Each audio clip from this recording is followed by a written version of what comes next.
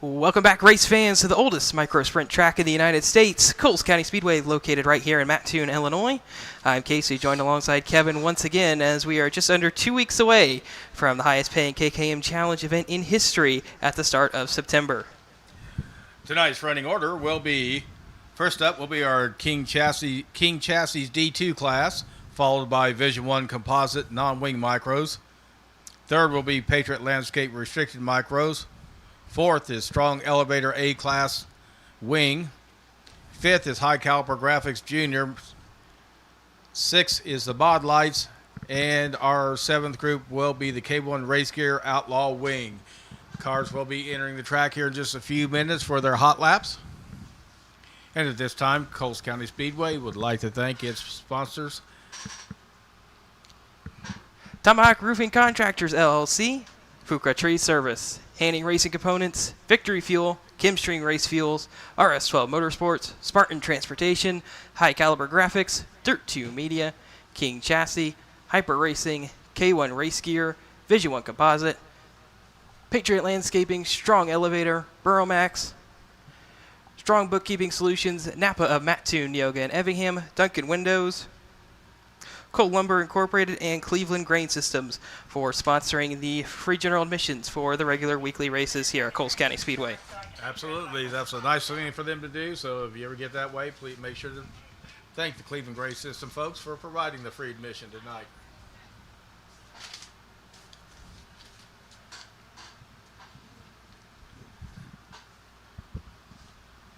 Track looks really great tonight. Looks like it's going to be very fast.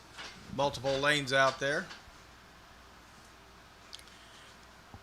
We have several mod lights entered in tonight, and if you haven't seen them run yet, they do put on a really good show. Absolutely. All 13 of them that have showed up tonight here at Coles County Speedway, we should be putting on a fantastic show, as they have in the past few weeks. And in total, we've had 78 entries over our 7 classes tonight. And we have a couple of quick reminders for all our spectators out there tonight. Please stay back from the fence when the cars are running around the track. Don't get up against the fence. Their flying debris could hit you.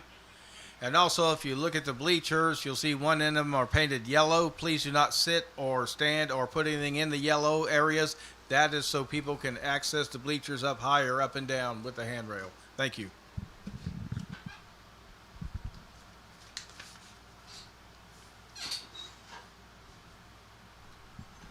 And if you get a chance, make sure you visit our concession stand down there. They now have corn dogs down there, along with pulled pork and a lot of other good food down there. And just north of the concession stand is our souvenir shed, where you can buy hats, t-shirts, koozies, cups, and a lot of other different things emblazoned with the Coles County Speedway logos.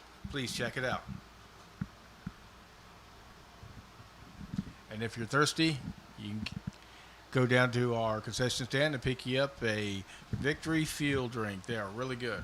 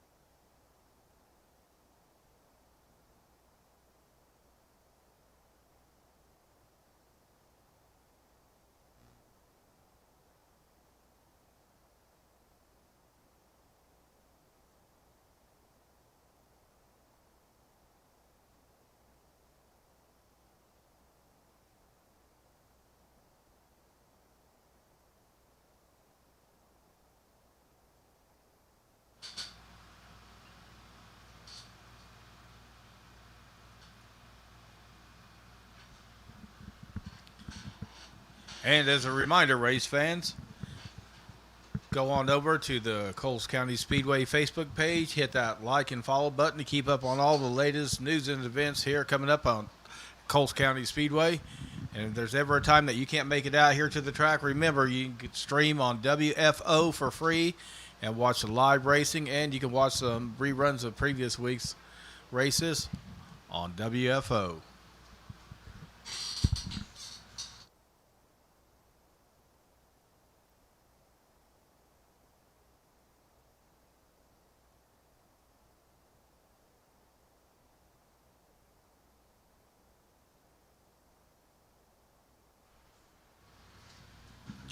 And on the track now is our D2 midgets out here for their hot laps.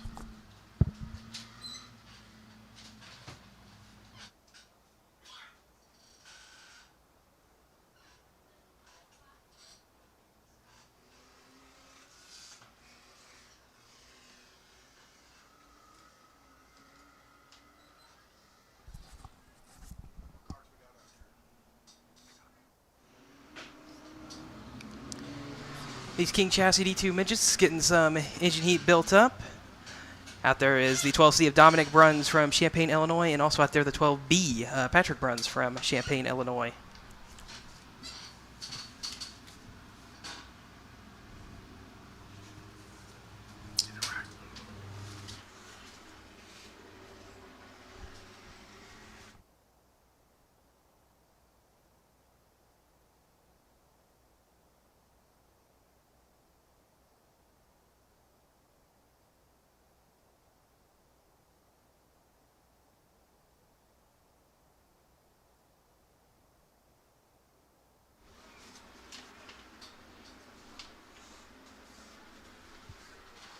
So with that, it looks like the D2 midgets have built up enough engine heat, and our flagman John is going to wave them through to the green flag as they make their way off turn number 4.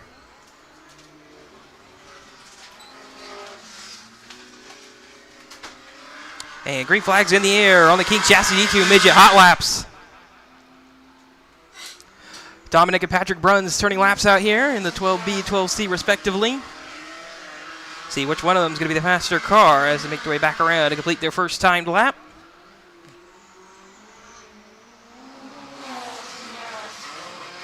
Looks like maybe a minor issue with timing and scoring, not picking up that first lap. Going to see where they're coming around as they come around to complete their hot laps. As checkered flag flies on the King Chassis D2 midgets. Hot laps, it looked like it was the 12C of Dominic Bruns, maybe a little bit quicker than the 12B of Patrick Bruns.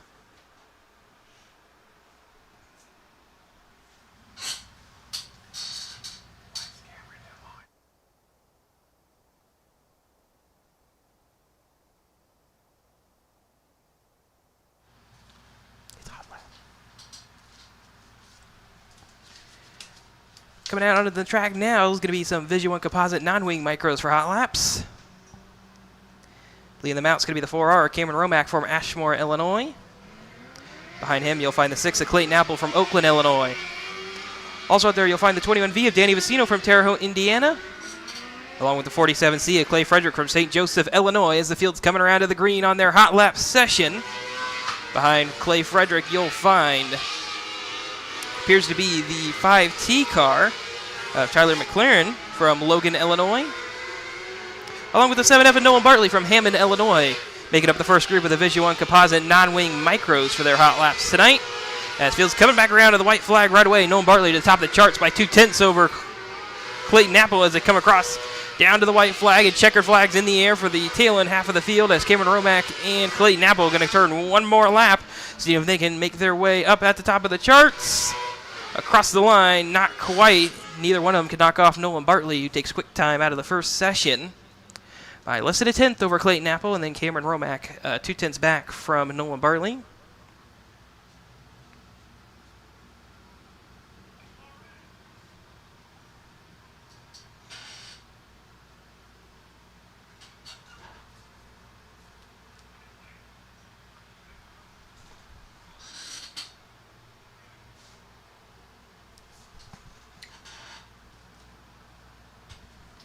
And coming onto the track now is our Vision 1 Composite Non-Wing Micros heat laps for the second session.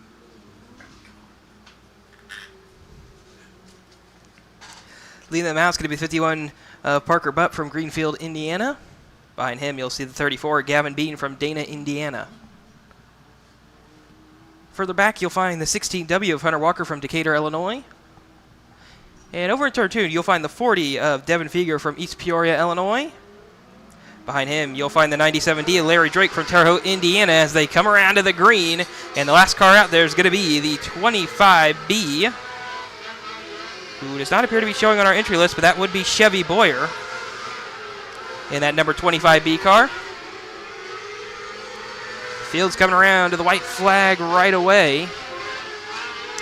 And it's Chevy Boyer, top of the charts, already by 2/10 over Devin Feger as they come around to complete the hot lap session. And this group looking much faster than the first group, as two cars going above the first group. As checkered flag falls, as Devin Feger comes around and completes his final lap, it will be Chevy Boyer taking quick time for the Vision 1 Composite Non-Wing Micros tonight over Devin Feger, who was a 10th back of him, and then Parker Bupp was further back, about 3/10 back from Chevy Boyer in Group 2.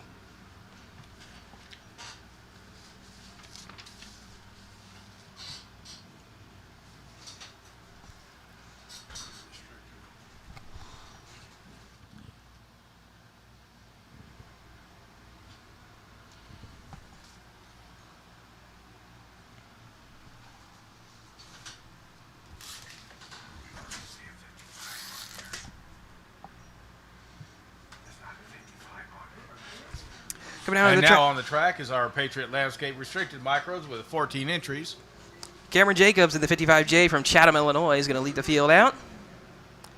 Behind him, looking like might be the 71M of Lydia May from Terre Haute, Indiana. Oh, excuse me, that's the third car in line, would be Lydia May, Terre Haute, Indiana. That car in front of her will be the 79H of Kinzer Halloway from Ashmore, Illinois. Entering turn 3 as they come around to the green will be the 14 of Niles Tudor from Harrisburg, Illinois.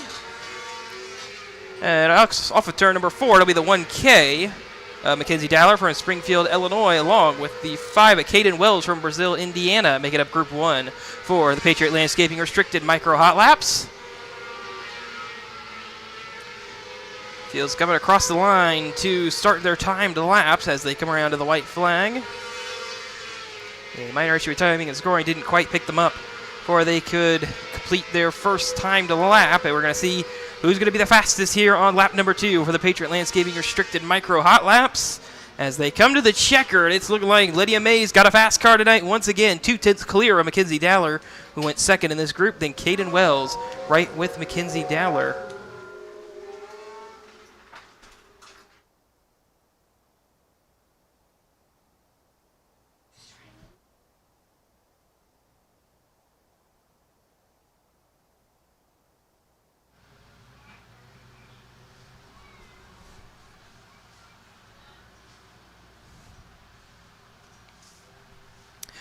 And now onto the track comes the second group of the Patriot Landscaping Restricted Micros.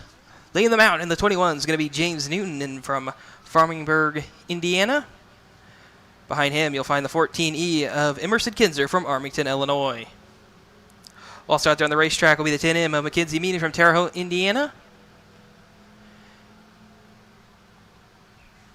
And entering the racetrack over in turn 4 will be the 1KD of Colette DeCiro from Liston, Indiana. Also out there, the 11R of Riley Bonowitz from Oakland, Illinois. Making up the second Patriot Landscaping Restricted Micro Hot Laps.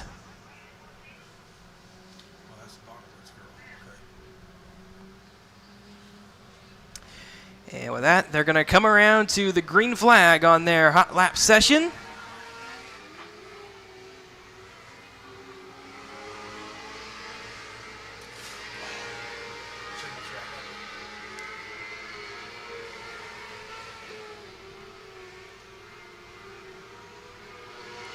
Field works through their first timed lap. Colette DeCiro at the top of the chart so far in that 1KD.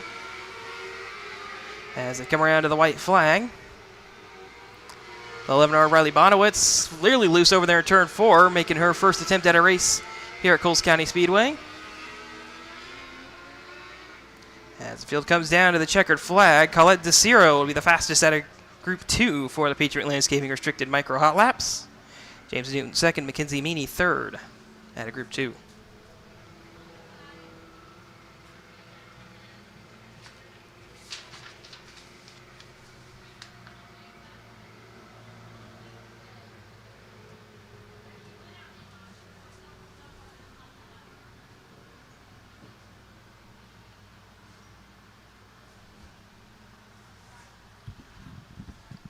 And next up on the track will be the Strong Elevator A-Class wing with 16 entries.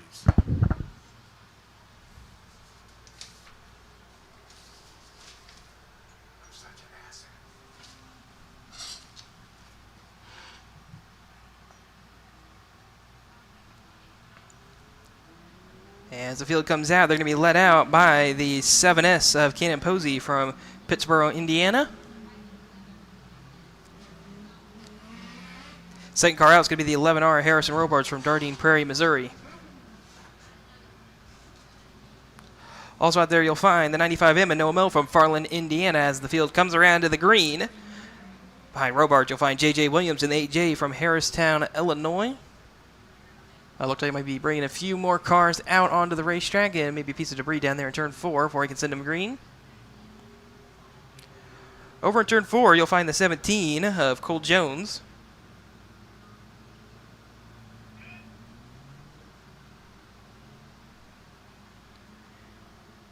And our flagman John's going to start waving them through on the Strong Elevator A-Class Wing Hot Lap Session number 1. You also find the 9L of Lincoln Martin from Monmouth, Illinois, as he comes off turn number 4 to take the green flag. One car with an issue off turn 2. And we'll stay green here in this first hot lap session for the Strong Elevator A-Class Wings. That's that 7S car of Cannon Posey coming to a stop down there in the infield. As field comes around to the checkered flag, Noah Mill has got quick times so far, but J.J. Williams is right there with him, equal in lap times. Just 7 thousandths of a second behind Noah Mill is the J.J. Williams car. Harrison Robards goes third in Group 1 for the Strong Elevator A-Class Wing Hot Laps.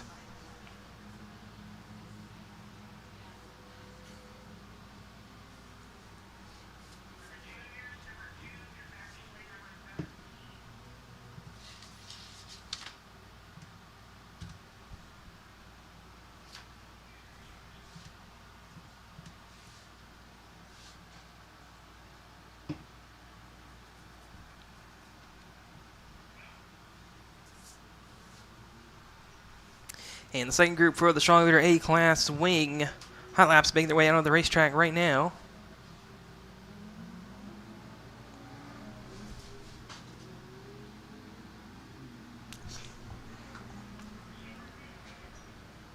Leading the field is going to be the 16W, Hunter Walker from Decatur, Illinois.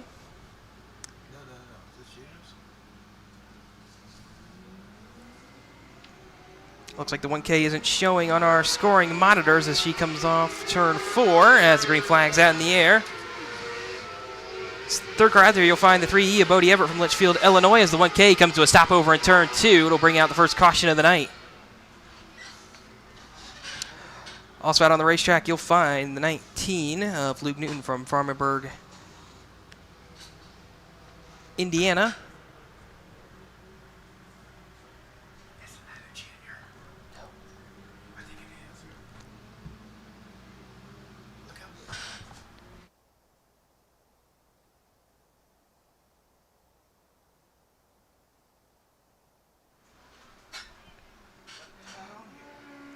Also out there is the 4R, Cruz Stanfield from Brownsburg, Indiana, as they come back to green. And the last car out there will be the 07C, of Carter Whaley from Danville, Illinois, I believe. As field comes back to green. Seeing if anybody can knock off the quick time. Field come across to their timed laps. White flags in the air. Excuse me, that 1K is actually scored as the 07C of Carter Whaley on our scoring monitors. And that'd be Zach Osborne in the 07CZ from Sydney, Ohio.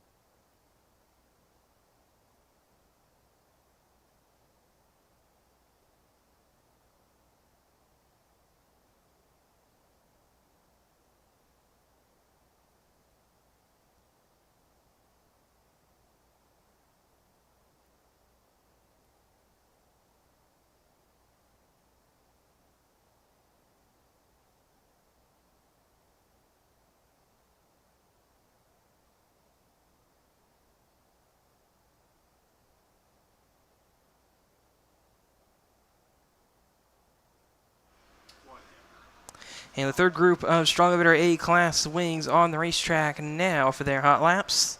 Tyler Taylor in the 88T from Danville, Illinois. And second car needing a little bit of help. Getting down to the infield, looks like a mechanical issue has arisen on that race car, and they're going to be unable to compete in the hot lap session.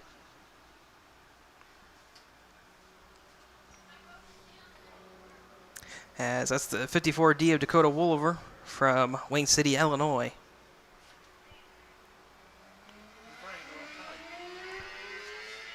So Tyler Taylor is going to come around to the green flag on the third and final Strong Emitter A-Class wing hot lap session. And we'll see what his lap times are looking like as he comes back around to complete his first timed lap, and he'll take the white flag in that 88T car. First lap's in the books with a 10.629.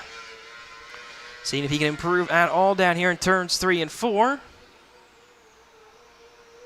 And across the line comes Tyler Taylor, unable to improve. The 10.629 will be his fastest lap for the Strong Emitter A-Class wing hot lap session 3.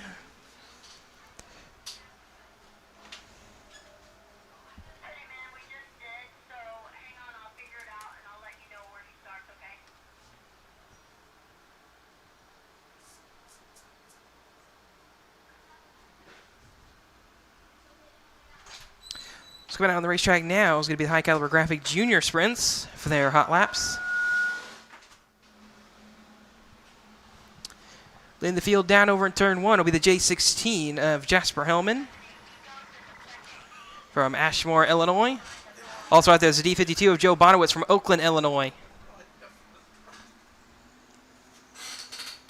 Also out there you'll find the 1Z of Xander LaRose from Festus, Missouri, making his way down there in turns 1 and 2.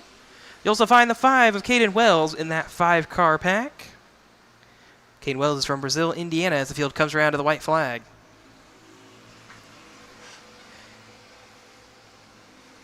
Behind Caden is the 12K of Kylie Bates from Hillsboro, Missouri. And the last car out there is going to be the 14V of Colton Vogel from Buffalo, Illinois, as the first High Caliber Graphic Junior Sprint hot lap session comes across to the checkered flag.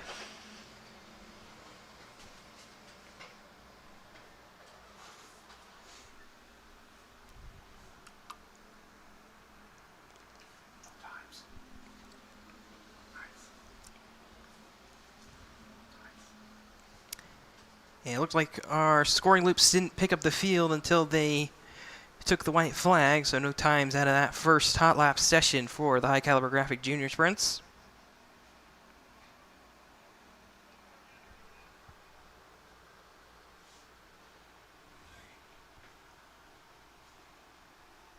And it looks like Colton Vogel going to need a little bit of help pulling back down to the pit area.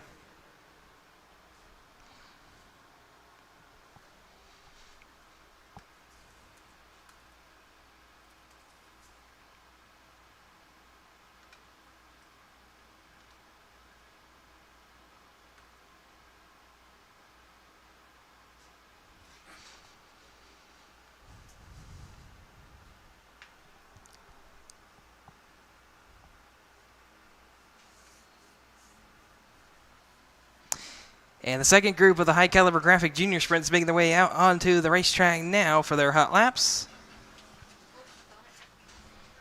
Leading them out is going to be the 17 AJ Barber from Argenta, Illinois, as they've received the green right away. 10M of Madison Meany from Terre Haute, Indiana, making her way down into turns 3 and 4 as they come around to the green. AJ Williams in the 88A from Harristown, Illinois, taking the green, making his way down to turn 1. And working through turn 2 is the 18 Eli Newton from Faubourg, Indiana, as this group's coming around to the white flag.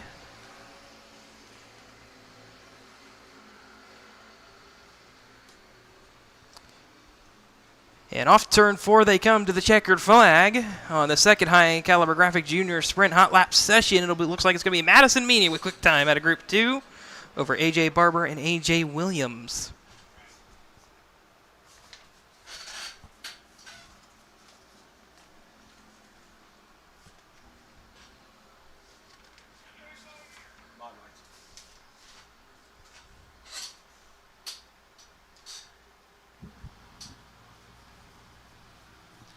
And on the track now is our Mod Lights class.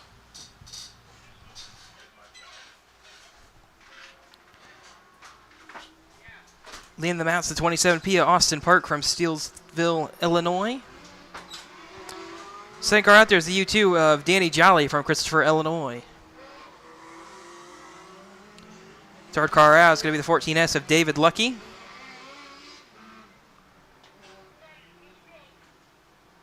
As the field's coming around to the green, you'll also find the 2M of Ben Beniskowski from Marion, Illinois, to make their way down to turn 1. You also find the 5 of Corey Stephenson from Marion, Illinois. As field's coming around, everybody's collecting their first timed lap green flag. You'll find the 25 making his way back down through turns 1 and 2 to be Carter Hutchinson from Johnson City, Illinois. And the last car out there is going to be the 41, Casey Davis from Greenwood, Indiana, as everybody's coming around to the green. Or excuse me, the white flag as they come back down to the checkered flag, as that will conclude the first group of the Mod Lights here in their hot lap session.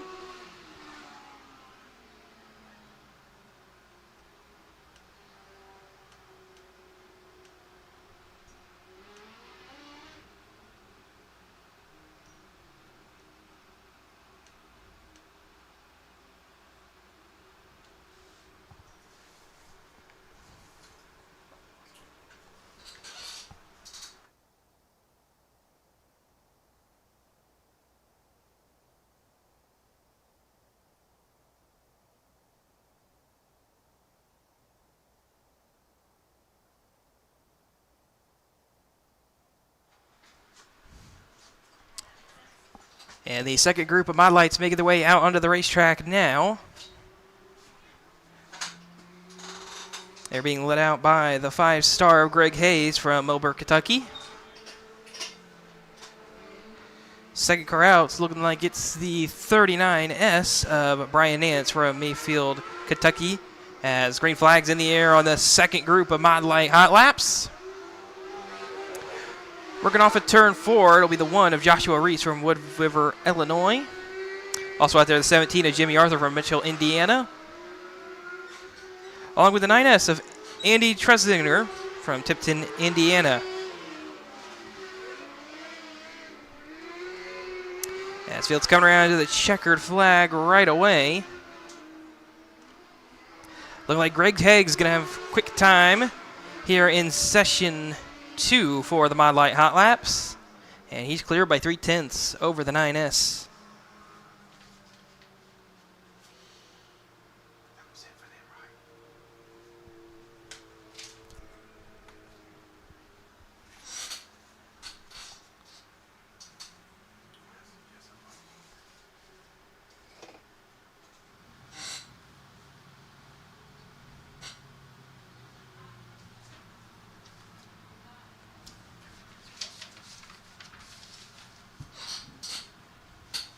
And up next will be the K1 Race Gear Outlaw Wing Division for their hot laps.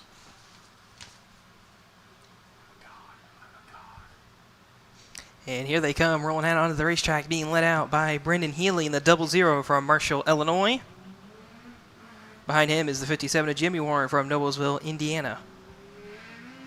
Also joining them out there will be the 24, Cameron Campbell from Coal Valley, Illinois. Coming out of turn 1 is going to be the 10B of Brandon Pfeiffer from Livingston, Illinois. And also out there will be the 40 of Devin Feger, making up this first K1 Race Gear Outlaw Wing session.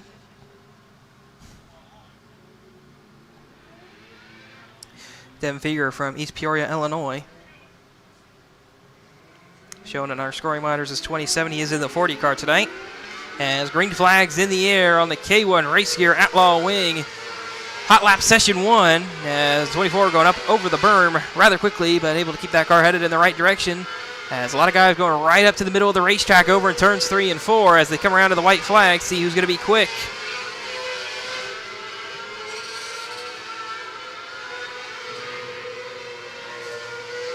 As checkered flags in the air, it's looking like Jimmy Warren, Devin Feger, the two fastest cars so far. And no one else able to beat them. Jimmy Warren takes quick time in the first hot lap session for the K1 Race Gear Outlaw Wings. Devin Feger second, and Cameron Campbell is in third.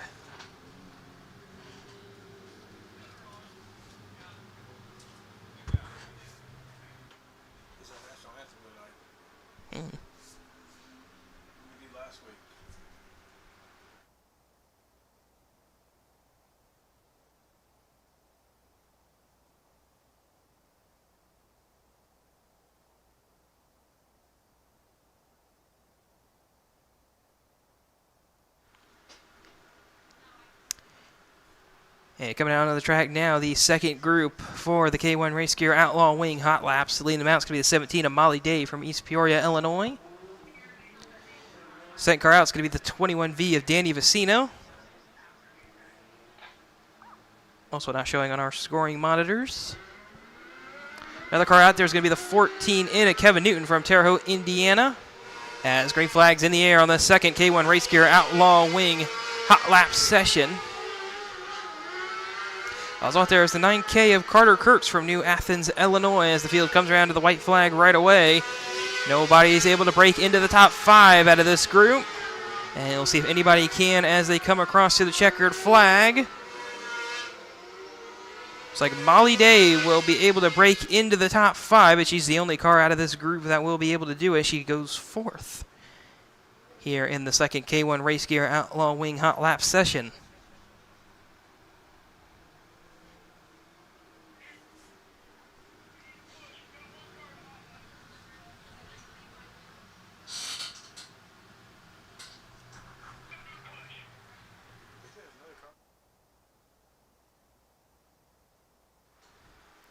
Looks like Kevin Newton's going to need a little bit of help getting back towards the pit area at the conclusion of the K1 Race Gear Outlaw Wing Hot Laps.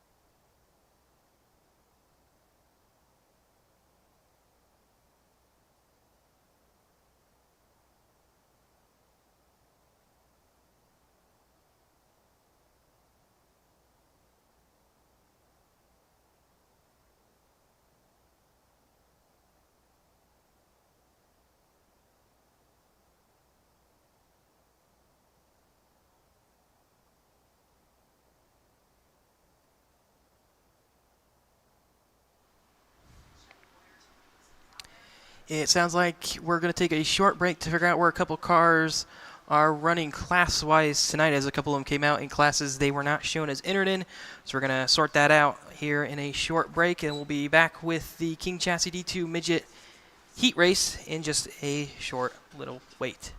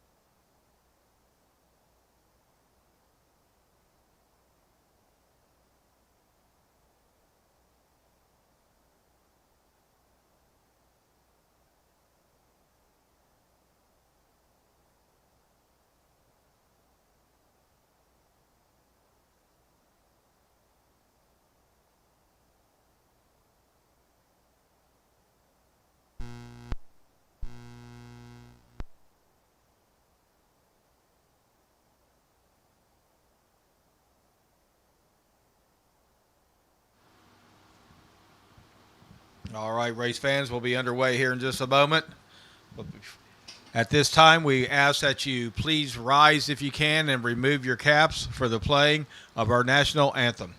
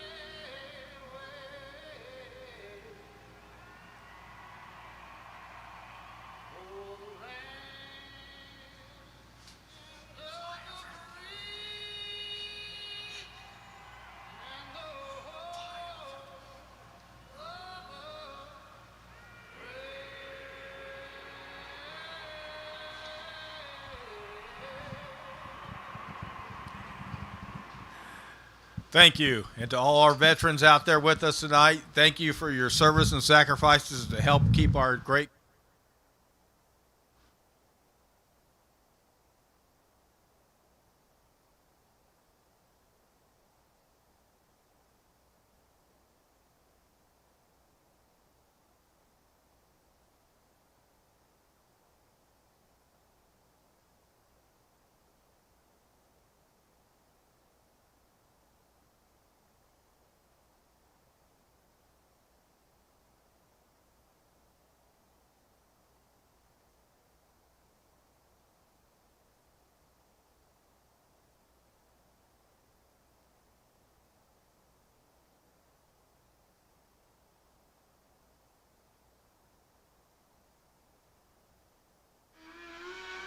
Cannon Posey taking hot lap session for him. He had a mechanical issue when he came out earlier. He's going to take a few quick laps, make sure his car's okay before the King Chassis D2 Midget Heat Races.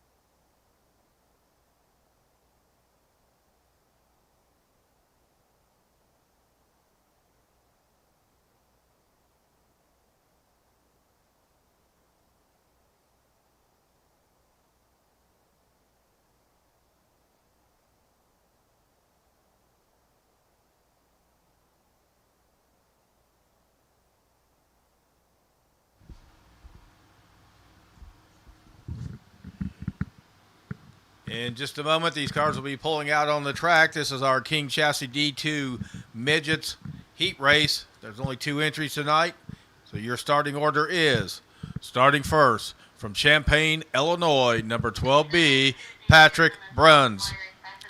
And starting second from Champaign, Illinois, in the number 12C, Dominic Bruns. Again, this is your King Chassis D2 Midget Heat Race.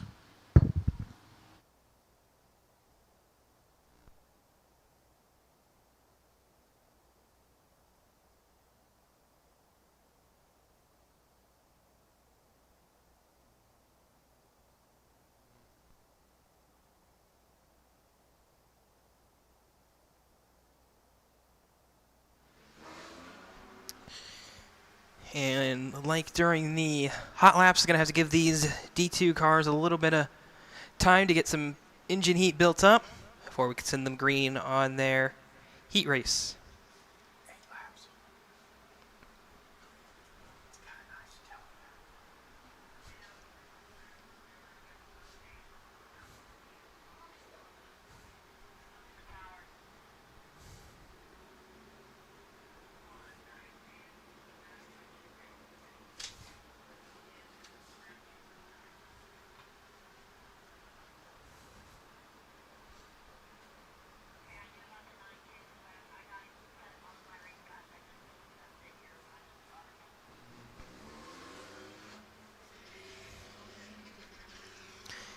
And both cars fired for their 8-lap heat race.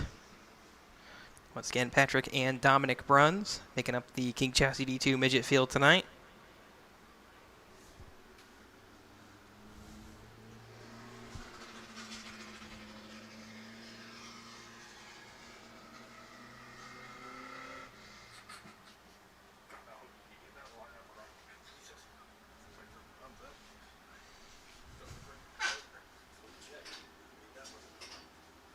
And the field's coming around to the 1-to-go signal this time by. As the caution lights extinguish on the King Chassis D2 Midget Heat Race. It'll be Patrick and Dominic Bruns making their way up to the start cone over in 3 and 4. And green flags in the air on the King Chassis D2 Midget Heat Race.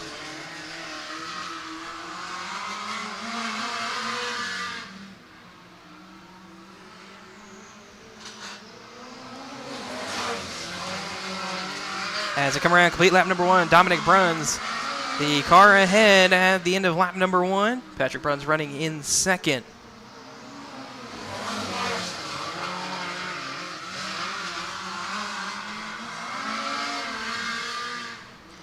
And now as they come around to complete lap number 3, it looks like Dominic's extending his lead over Patrick out to 0.8 of a second advantage.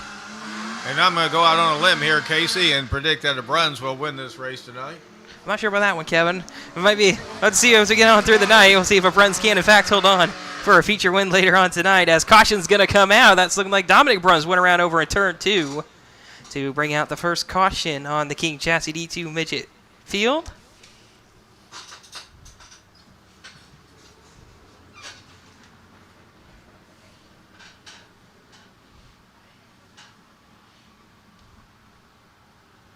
So track crew over there going to help Dominic get refired.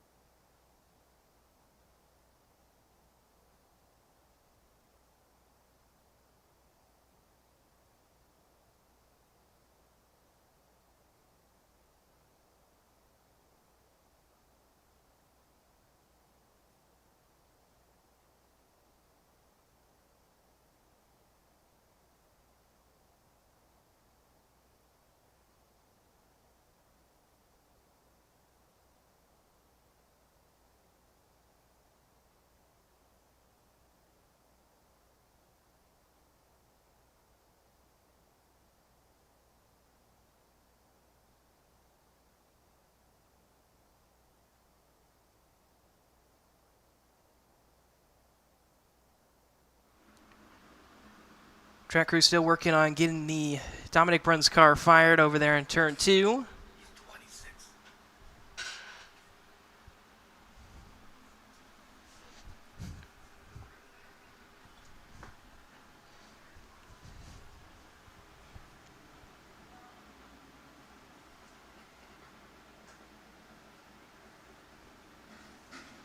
And it looks like Dominic will be able to get that car refired ahead of the lap 4 restart for the King Chassis D2 midgets in this 8-lap heat race.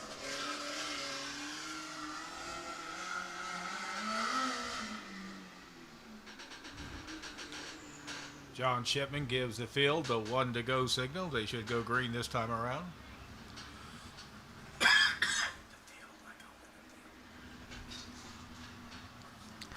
So Patrick Brunn's going to be the leader over Dominic Bruns as they make their way back to the restart cone over in turn 4. Patrick's going to bring him up to the top of the racetrack. Stays right up there, doesn't dive at the restart cone, and green flags back in the air on the King Chassis D2 midget heat race. And it looks like Patrick's going to let Dominic go right on by him as they make their way through turns 1 and 2. So Dominic back out to the point as they come around and complete lap number 4.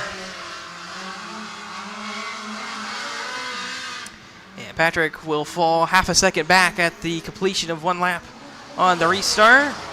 Reels him in a little bit that time, down to less than half a second. And now Patrick looking like he's found his marks as he's making a pretty good gain out there on the top side over in turns 3 and 4. Got that gap down to less than 0.3 of a second as they come back around to the white flag this time. Dominic out in front, Patrick in second as they come around to the white flag. And now Patrick alongside as they come through turns 1 and 2. Patrick sideways trying to save that race car, keep it off of Dominic. As they come back through turns 3 and 4, Dominic Bruns takes the King Chassis D2 midget heat race over Patrick Bruns.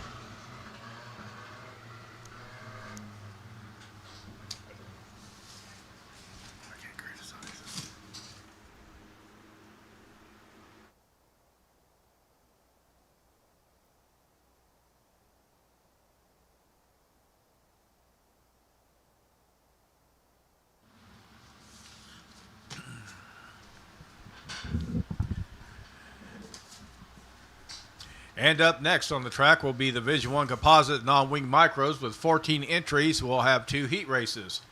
Your starting lineup for heat race number 1 is starting first from Dana, Indiana, number 34, Gavin Bean. Starting second from Terre Haute, Indiana, number 21V, Danny Vicino. Starting third from Oakland, Illinois, number 6, Clayton Apple. Starting fourth from St. Joseph, Illinois, number 47C, Clay Frederick. Starting fifth from Terre Haute, Indiana, number 97D, Larry Drake.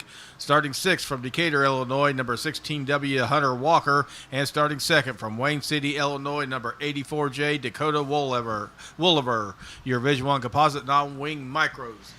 And it looks like Woolever will not be able to come out on the racetrack for the first Division 1 Composite Non-Wing Micro Heat Race as they come to green. Gavin Bean's got himself a couple car length advantage as they come down to turn 1. They're 3 wide in the back. They're 3 wide for second, as you can really almost call that 6 wide, as everybody was kind of just in a bit of kind of like a pile there as they went down to turns 1 and 2. Don't know how I really describe that in dirt racing, as right away Clayton Apple on the outside going to get alongside Gavin Bean as they come back to turns 3 and 4. Doesn't quite have the car to power in on the outside in 3 and 4. He's going to try it again in 1 and 2. Gavin Bean throws a block.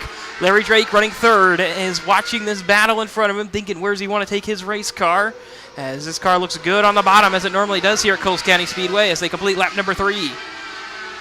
And now Larry Drake alongside Clayton Apple for second as they make their way back down to turns 3 and 4. Larry Drake throws a slider, going to get on past Clayton Apple for second. Hunter Walker throws one also in there on Larry Drake, but Larry Drake able to hold on for second over the 16W Hunter Walker, as Walker now throws it in there to turns 3 and 4, not enough to stay alongside. Clayton Apple under pressure, though, from Clay Frederick for the 4th spot, and now Clay Frederick falling back from behind that number 6 machine as Hunter Walker to the inside of Larry Drake through turns 3 and 4. Not going to happen that time. 2 to go for the first Division 1 Composite Non-Wing Micro Heat Race. Gavin Bean fighting for his life out in front of the field. As the field's coming back around to the white flag, Larry Drake's going to try to be alongside. Can't quite do it down there. Hunter Walker powering around the outside. They're going to be 3 wide off turn 2. Larry Drake makes a little bit of contact with Bean. And Hunter Walker off turn number 4 is going to take the first Division 1 Composite Non-Wing Micro Heat Race. Wow, what a drive by Hunter Walker there. Came right up through the field, got himself a win. Last to first for Hunter Walker here in the first Division 1 Composite Non-Wing Micro Heat Race. Gavin Bean second, Larry Drake third, Clayton Apple fourth, Clay Frederick fifth, Danny Vicino sixth, and Dakota Woolever did not make the start for heat race number 1 on the Visual Composite non-wing micros.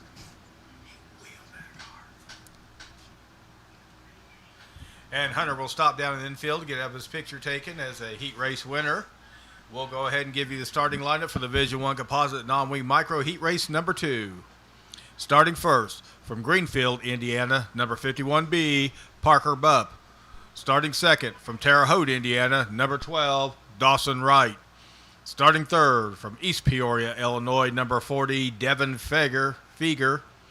Starting fourth, from Logan, Illinois, number 5T, Tyler McLaren. Starting fifth, from Ashmore, Illinois, number 4R, Cameron Romack. Starting sixth, from Hammond, Illinois, number 7F, Nolan Bartley. And starting seventh, from New Haven, Missouri, number 25B, Chevy Boyer. Your Vision 1 Composite Non-Wing Micro Heat Race number 2 at Coles County Speedway.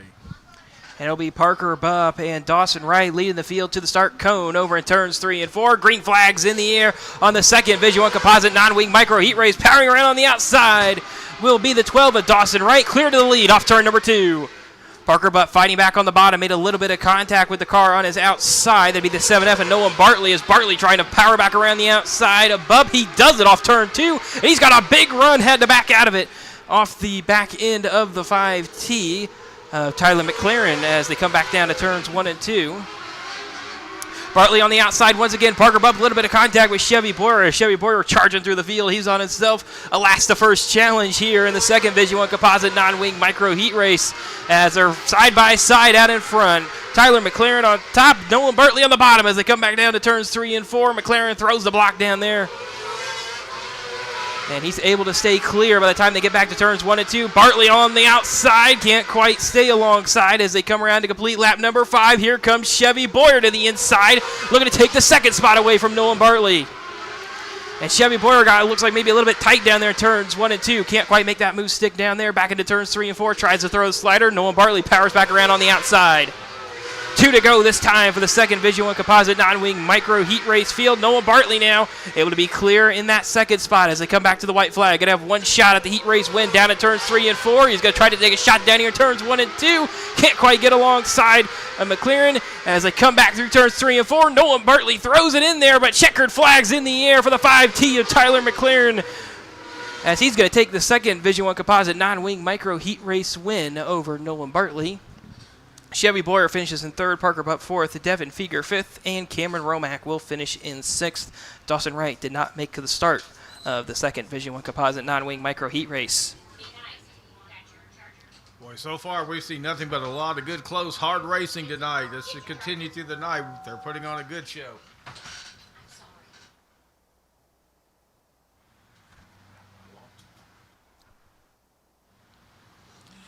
And coming up next will be our Patriot Landscape Restricted Micros with 14 entries. We'll be running 2 heat races. Your starting lineup for heat race number 1 from Terre Haute, Indiana, number 71M, Lydia May. Starting second from Springfield, Illinois, number 1K, Mackenzie Dowler. Starting third from Liston, Indiana, number 1KD, Colette DeCero. Starting fourth from Brazil, Indiana, number 5, Caden Wells. Starting fifth from Streeter, Illinois, number 17, Cole Jones. Starting sixth from Wayne City, Illinois, number 54D, Dakota Woolever. Starting seventh from Chatham, Illinois, number 55J, Cameron Jacobs. Again, this is your Patriot Landscape Restricted Micros Heat Race number 1.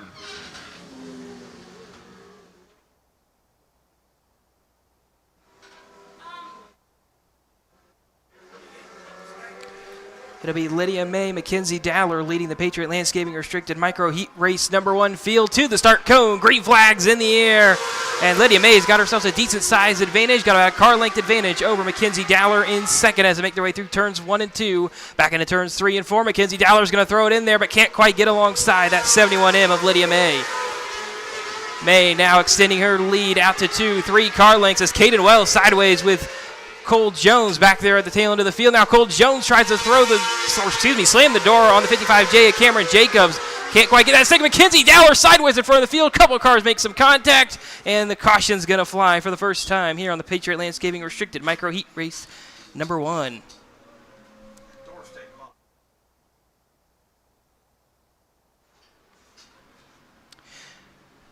It looks like the 1KD, Colette DeCiro, picked up a little piece of that incident on the Mackenzie Dowler car, had nowhere to go. At the completion of lap number 1 here on the first Patriot Landscaping Restricted Micro Heat Race, so we're headed for a single file restart. As track crew working on getting the Mackenzie Dowler car refired, and Dowler will get her car refired. She'll join back in at the tail end of the field.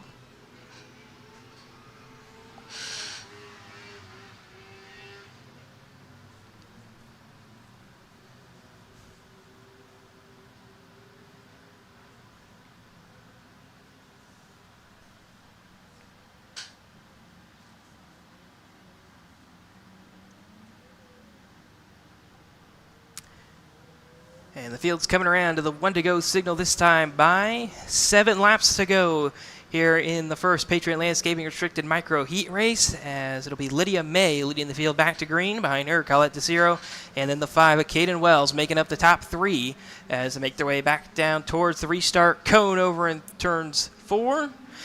And it looks like restart's going to be waved off by our flagman Johns. Looked like Mackenzie Dowler stepped out of line. And we're going to have to stack them up and try it again here on the first Patriot Landscaping Restricted Micro Heat Race.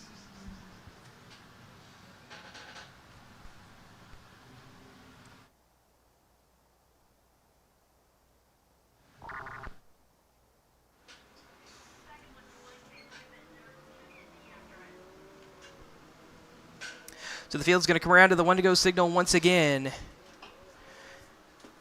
It's Lydia May, Colette DeCiro, Caden Wells, the top 3. As the rest of the field staying in tow behind them. Lydia May is going to bring the field down to the bottom of the racetrack. And it looks like green flags back in the air on the Patriot Landscaping Restricted Micro Heat Race number 1. Lydia May has got a 2, 3, 4 car length advantage as they come off turn number 2. Colette DeCiro try to get that car to work down there on the bottom of the racetrack. As out behind her, Caden Wells, Cole Jones battling out once again like they did last year in the junior sprints, and now they're doing it here in the Patriot Landscaping Restricted Micros. Cole Jones to the inside of Caden Wells off turn 4, not enough to keep it alongside as it come back down to turn 1. Mackenzie Dowler still stuck in line back in 6th. Cole Jones still trying to get alongside Caden Wells for the 3rd spot as front 2 continue to pull away from them. Lydia May with now about a 2nd advantage over Colette DeCiro in 2nd, and this is another 2nd back to Caden Wells. As Lydia May coming around to complete lap number 5. As the rest of the field in tow behind her, Cole Jones now going to have the 55J. Cameron Jacobs get alongside. Jacobs gets into the left rear, and he goes around bringing out the 2nd caution here in the Patriot Landscaping Restricted Micro Heat Race. And then Mackenzie Dowler in the 1K with nowhere to go, also coming to a stop up there against the wall in turn 2.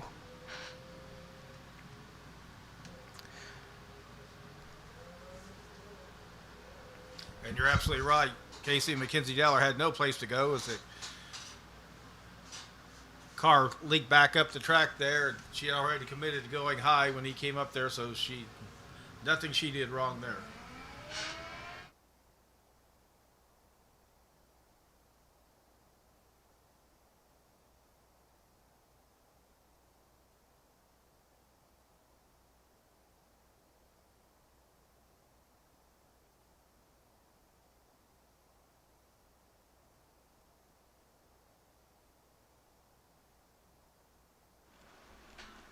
Track crew still working on getting the Cameron Jacobs car refired over there in turn 2.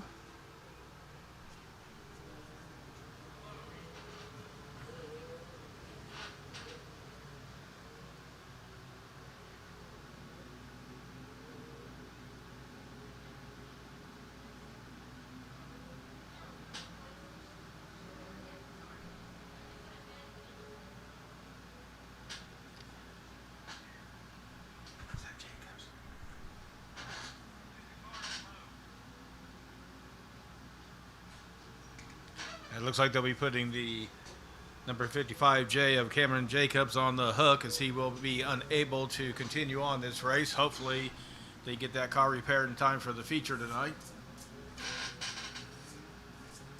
So he'll be the second non-finisher out of the Patriot Landscaping Restricted Micro Heat Race number 1, as Dakota Wolliver did not make the start. We do have a beautiful night for racing here at Coles County Speedway. The temperatures are hot, but it seems to be like the cars are even hotter out here as they are running all in close packs all night so far tonight. Some good hard racing going on. And the track crew is going to get the Jacobs car pulled down to the infield as they're going to give the field the 1-to-go signal. As once again, it'll be Lydia May, Colette DeCiro, Caden Wells, the top 3 on the lap 5 restart here in the first Patriot Landscaping Restricted Micro Heat Race. Lydia May brings the field back down to the bottom of the racetrack at the restart cone. Green flags back in the air. And the field charges through turns 1 and 2. Cole Jones tried to get alongside Caden Wells there. Didn't quite have enough to keep it alongside that number 5 of Caden Wells. Wells up to the top of the racetrack over in 3 and 4. Lost a ton of time as Cole Jones able to get alongside that number 5 of Wells. Cole Jones sideways able to save that race car, and he's going to lose that spot to Mackenzie Dowler. Dowler fighting on the outside, trying to take that 4th spot away from Cole Jones. As they make their way back through turns 1 and 2, Cole Jones able to hold on. White flags in the air this time for Lydia May on the first Patriot Landscaping Restricted Micro Heat Race as the rest of the field single files out, and everybody's getting themselves a couple car length advantage over the car behind them. As off turn 4, it's that 71M. Lydia May taking the first Patriot Landscaping Restricted Micro Heat Race. Colette DeCiro in the 1KD will finish in 2nd. Caden Wells in the 5 holds on for 3rd. Cole Jones 4th. Mackenzie Dowler 5th. Cameron Jacobs, Dakota Wolliver, the non-finishers out of the first Patriot Landscaping Restricted Micro Heat Race.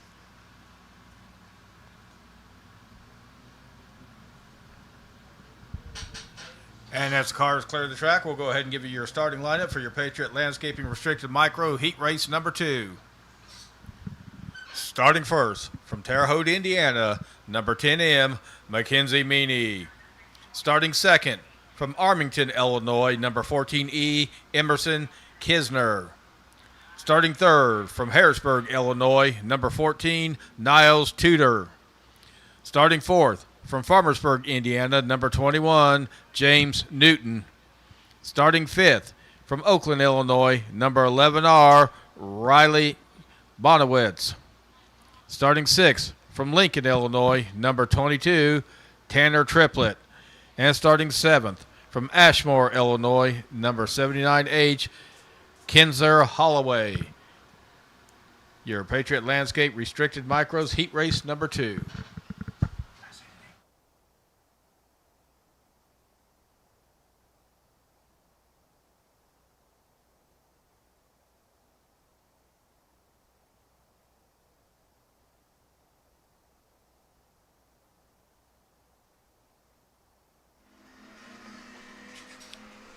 So the field making their way out onto the racetrack. Looks like they are going to get the 1-to-go signal, and it will be Mackenzie Meany and Emerson Kinzer leading the field to the start cone over in turn 4.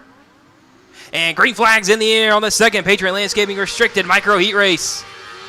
Right away, the 14 and Niles Tudor trying to make move work down there on the bottom of the racetrack as Emerson Kinzer going to try to power back around on the outside to hold on for that second spot. Not quite able to clear, going back down to 1. And Riley Bonowitz at the tail end of the field, really sideways, trying to keep that car going in the right direction. Gets up over the berm. As the rest of the field make their way back off turn 4. It's still Tudor and Kinzer side by side. Niles Tudor finally able to get past the 14E of Emerson Kinzer. And Kinzer with an issue, it looks like, slow off turn number 4 for that 14E car. Able to get it going back up to speed, but something amiss on the 14E as they came through turns 3 and 4. Still something maybe a miss on that 14E car. Still out in front, it's the 10M of Mackenzie Meany leading the field as she's going to come around. Complete lap number 5 on the second Patriot Landscaping Restricted Micro Heat Race as the field single files and spreads out now. Niles Tudor trying to lay down some lap times to try to shoe into the 2 1/4 advantage Mackenzie Meany has built up in the early laps. And not really happening. Niles Tudor now falls a 2 1/2 behind Mackenzie Meany as Meany works through turns 3 and 4, around to the white flag this time.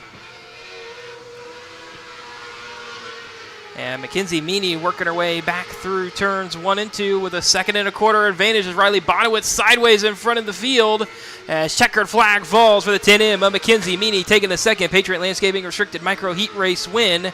Niles Tudor in the 14 finishes in 2nd. Kinzer Halloway in the 79H finishes in 3rd. James Newton 4th. Emerson Kinzer 5th. Riley Bonowitz 6th. Tanner Triplett, the only non-finisher, did not make the start of the Patriot Landscaping Restricted Micro Heat Race number 2.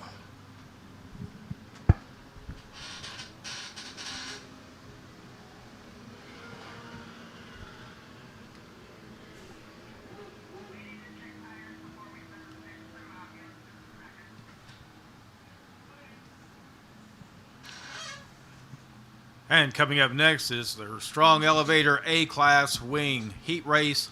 There are 2 heat races tonight, a total of 16 entries. Your starting lineup for heat race number 1 is, starting first, from Litchfield, Illinois, number 3E, Bodie Everett. Starting second, from Sydney, Ohio, number 07CZ, Zach Ornsborn. Starting third, from Monmouth, Illinois, number 9L, Lincoln Martin. Starting fourth, from Harristown, Illinois, number 8J, J.J. Williams. Starting fifth, from Danville, Illinois, number 88T, Tyler Taylor. Starting sixth, from Dardine Prairie, Missouri, number 11R, Harrison Robarbs. Starting seventh, from Terre Haute, Indiana, number 97D, Larry Drake. And starting eighth, from Danville, Indiana, number 1K, Carter Whaley. This is your Strong Elevator A-Class Wing Heat Race number 1.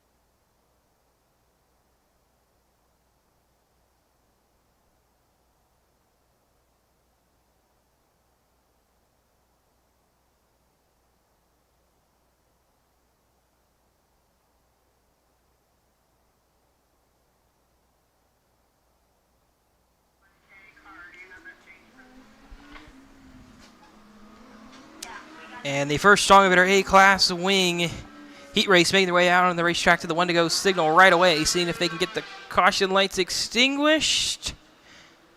As they make their way down to turns 3 and 4, yes they can. Bodie Everett, Zach Osborne, going to bring the field. Orsborn, going to bring the field down to the start cone over turns 3 and 4. Green flags in the air on the first Strong Elevator A-Class Wing Heat Race. Down to turn 1, Tyler Taylor sideways. Everyone able to keep it going in the right direction. We stay green, but Tyler Taylor drops to the tail end of the field as one car with an issue. It's the 9L of Lincoln Martin. That car slows off turn number 4, and that car pulling down to the infield, ending his heat race as he completes lap number 1. A lot of trouble over there, turn 3, as a just big mess down there. The 07C of Zach Orsborn got sideways way up against the outside wall, and everybody's still trying to collect it down there. The 1K Carter Whaley down on the bottom inside of Harrison Robards, as Robards himself got way up the racetrack. Sparks flying big time out of the back of the 1K of Carter Whaley, seeing if he can manage that issue as he goes to the back to the top side over turns 3 and 4. He's really trying to get that car for turn down there. And Sparks still flying behind that number 1K, but looking like the issue starting to slowly become resolved. Is out in front, Bodie Everett under a ton of pressure from J.J. Williams on the outside for the heat race lead. As they come back through turns 3 and 4, J.J. Williams on the outside, Bodie Everett on the bottom as they get back down turns 1 and 2. Bodie Everett steps in line. J.J. Williams clears for the lead as they come to 2 to go on the first Strong Elevator A-Class Wing Heat Race. And now off turn number 4, white flags in the air for J.J. Williams. As they make their way back down to turns 1 and 2, the 07 Zach Orsborn with an issue in front of the race leader J.J. Williams. Off turn 4, J.J. Williams takes the first Strong Emitter A-Class Wing Heat Race win over Bodie Everett, who finishes in second. Third place will go to the 97D Larry Drake. Carter Whaley will finish in fourth. Harrison Robards fifth. Tyler Taylor sixth. Zach Orsborn in seventh, one lap down, and then Lincoln Martin, the only non-finisher out of the first Strong Emitter A-Class Wing Heat Race.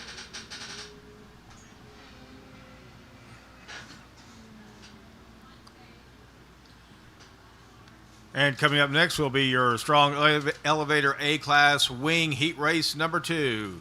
And your starting lineup is, starting first from Decatur, Illinois, number 16W, Hunter Walker. Starting second from Brownsburg, Indiana, number 4R, Cruz Stanfield. Starting third from Wayne City, Illinois, number 54D, Dakota Woolever.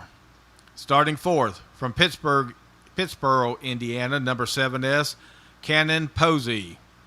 Starting fifth from Terre Haute, Indiana, number 21V, Danny Vicino. Starting sixth from Fairland, Indiana, number 95M, Noah Mell.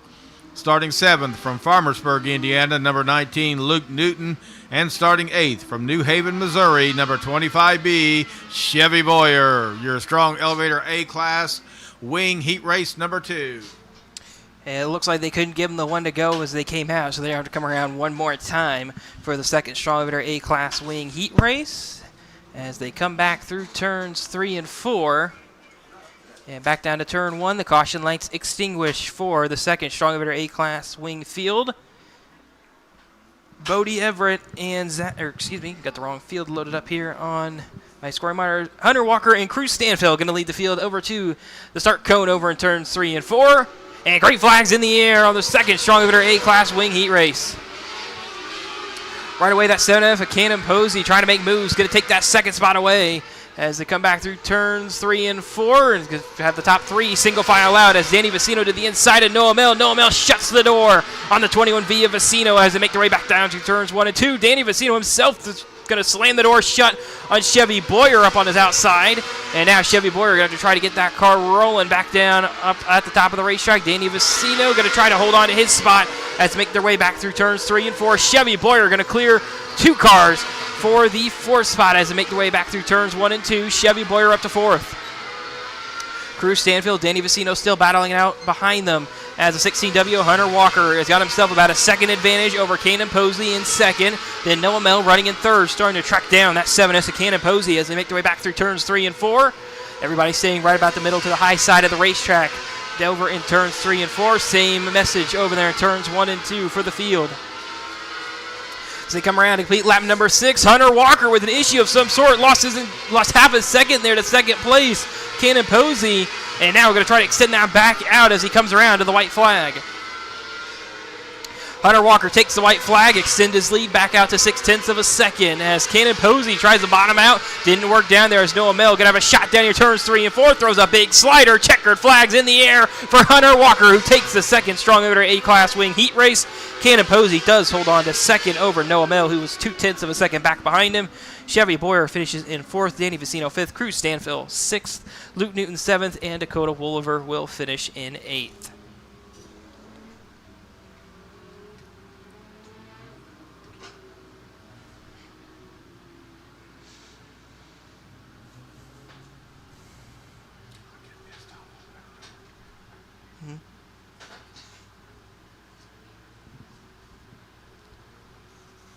All right, coming up next is our High Caliber Graphics Junior Sprints with 11 entries, 2 heat races. Your starting lineup for heat race number 1. Starting first from Oakland, Illinois, number D52, Joe Bonowitz. Starting second from Harristown, Illinois, number 88A, AJ Williams. Starting third from Hillsboro, Missouri, number 12K, Kylie Bates. Starting fourth from Buffalo, Illinois, number 14V, Colton Vogel. Starting fifth from Ashmore, Illinois, number J16, Jasper Hellman. And starting sixth from Festus, Missouri, number 1Z, Xander LaRose. Your High Caliber Graphics Junior Sprints heat race number 1. As the caution lights extinguish for this first high caliber graphic junior sprint heat race as they make their way down towards the start cone at turn 4. Green flags in the air on the first high caliber graphic junior sprint heat race. AJ Williams to the point as they make their way down through turns 1 and 2. Battle for third, though, between Jasper Hellman and Colton Vogel as they make their way back down to turns 3 and 4. Vogel on the inside has to back out of it, going back down to 1. Jasper Hellman able to hold on to that third spot for now.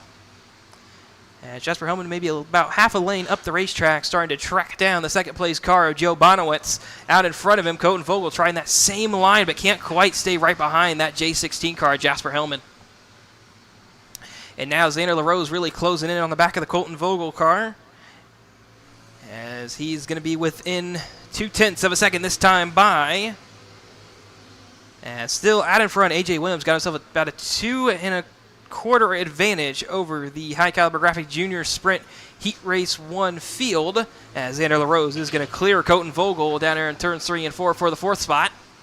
And now Jasper Hellman is going to have a big run on Joe Bonowitz for the 2nd spot as they make their way back down to turns 3 and 4. Can't quite get alongside on the high side down on the exit of turn number 4. Going to have to try it again down here in turns 1 and 2. Can't quite keep that car down there on the bottom of the racetrack as good as the Joe Bonowitz car in front of him can. Xander LaRose, though, liking this battle in front of him as he's slowly reeling in Jasper Hellman for the 3rd spot as they make their way back off turn number 2. 2 to go, white flags in the air this time for AJ Williams. As the rest of the field comes on through, collects the white flag. Joe Bonowitz still holding on to the 2nd spot for now. Jasper Hellman on the outside. Can't quite make anything work there, but off turn 4, it's AJ Williams in the 888. Takes the first high caliber graphic junior sprint heat race win, and everybody else stays in line. As they come back across to collect the checkered flag, Joe Bonowitz will finish in 2nd after being under a ton of pressure from Jasper Hellman, who finished in 3rd. Xander LaRose finishes in 4th, Colton Vogel 5th, and Kylie Bates will finish in 6th in the first high caliber graphic junior sprint heat race.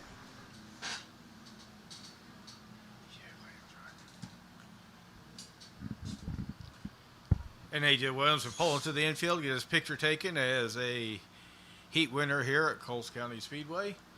We'll go ahead and give you your starting lineup for your high caliber graphics junior sprints heat number 2.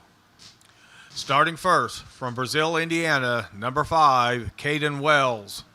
Starting second from Terre Haute, Indiana, number 10M, Madison Meany. Starting third from Argenta, Illinois, number 17, AJ Barber. Starting fourth from Farmersburg, Indiana, number 18, Eli Newton. And starting fifth from New Haven, Missouri, number 25B, Chevy Boyer. Your high caliber graphics. Caden Wells going to try to get himself a car leaked advantage down to 1. Can't quite get it as the 10M Madison Meany going to have a big run off turn 2. Can't quite get alongside. And now Caden Wells going to try to pull away from the field behind him. Eli Newton, though, did pull the crossover move off the initial start. Took the 3rd spot away from the 17 of AJ Barber. Barber trying to fight back on the bottom. Not happening so far as they come around to complete lap number 2. The AJ Barber car looks a little bit better down there on the bottom in turns 3 and 4 than the Eli Newton car.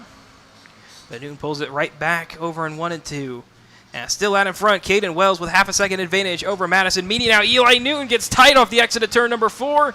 And AJ Barber's easily alongside. And it looks like Eli Newton's going to let him go down there in turns 1 and 2. See what he could do back behind him. Try to maybe copy his line. See what he could battle his way back out there to the 3rd spot. As Caden Wells is going to come around to complete lap number 5. He's going to extend his advantage over Madison Meany to about a second as they make their way back through turns 1 and 2. Madison Meany now the gap even bigger than that, 1.5 seconds for Caden Wells as he comes back through turns 3 and 4. As they come to 2 to go this time by on the second high caliber graphic junior sprint heat race. As everybody single file, nobody within a second of each other. As Caden Wells comes around and collects the white flag. Madison Meany in 2nd, losing a ton of time to AJ Barber behind her. That gap down to just 7/10 of a second as Caden Wells comes off turn number 4. Checkered flag falls for Caden Wells here on the second high caliber graphic junior sprint heat race. Madison Meany holds on to 2nd over AJ Barber, and Eli Newton comes across the line in 4th.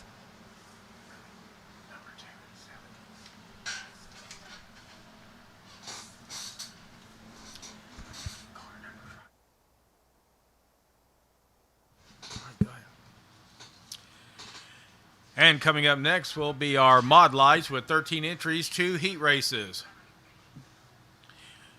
Your starting lineup for heat number 1. Starting first from Marion, Illinois, number 5, Corey Stevenson. Starting second from Johnston City, Illinois, number 25, Carter Hutchinson. Starting third from Mayfield, Kentucky, number 39S, Brian Nance. Starting fourth from Christopher, Illinois, number U2, Danny Jolly. Starting fifth from Wood River, Illinois, number 1, Joshua Reese. Starting sixth from Marion, Illinois, number 10M, Ben Makowski. Starting seventh from Charleston, Illinois, number 819, Chris Grigg. This is your Mod Lights heat race number 1. So another 8-lap heat race.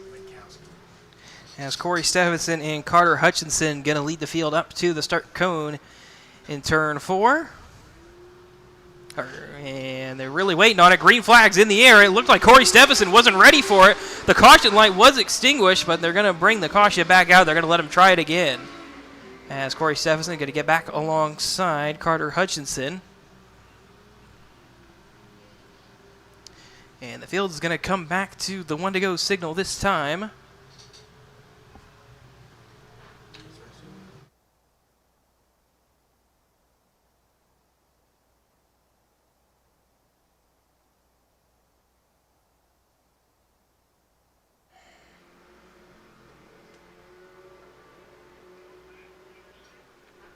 So caution lights extinguished once again. Corey Stevenson, Carter Hutchinson bring the field back to the start cone. And green flags in the air on the first Mod Light heat race. And it will be Danny Jolly trying to make move through the middle. Has to back out of it, but he's going to be clear for third as Brian Nance falls back into the 4th spot. Has to back out of it big time as he got down to the rear bumper of the U2 of Danny Jolly. Danny Jolly in third, looking for second on the Carter Hutchinson as they come back through turns 3 and 4. Hutchinson looked like he hit a rut down there in 3 and 4, and he gets sideways, and that allows Danny Jolly to go right by him on the bottom of the racetrack.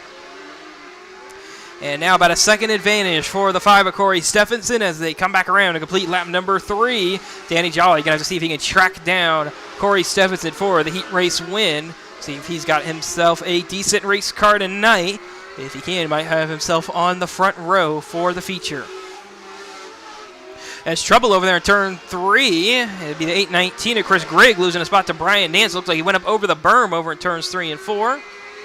As the rest of the field comes back around to complete lap number 5. Now half a second advantage for Corey Stevenson over Danny Jolly. Danny Jolly really reeling that number 5 car in as they make their way back through turns 3 and 4. Danny Jolly's car looks really good down there on the bottom of the racetrack as he's right there on the rear bumper of the Corey Stevenson car as they come back through turns 3 and 4. Danny Jolly's got to think about making a move down here. He gets to the inside, makes a little bit of contact. White flags in the air on the first Mod Light heat race.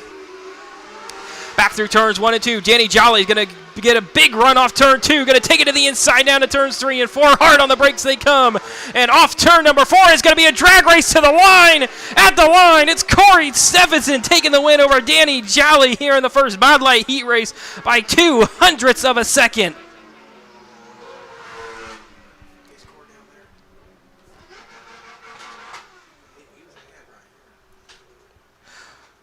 Corey Stevenson taking the first Mod Light heat race win over Danny Jolly by 0.02 of a second.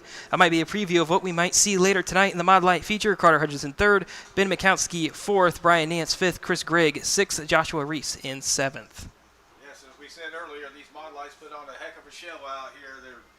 Especially when we have a high car count like we do tonight. Like to see them come back more and more. All right, up next will be your Mod Light heat race number 2, and your starting lineup will be starting first from Mitchell, Indiana, number 17, Jimmy Arthur. Starting second from Greenwood, Indiana, number 41, Casey Davis. Starting third from Melbourne, Kentucky, number 5, Greg Hayes. Starting fourth from number 14S, David Lucky. Starting fifth from Steelville, Illinois, number 27P, Austin Park, And starting 6 from Tipton, Indiana, number 9S, Andy Trageser. Your Mod Light Heat Race number 2.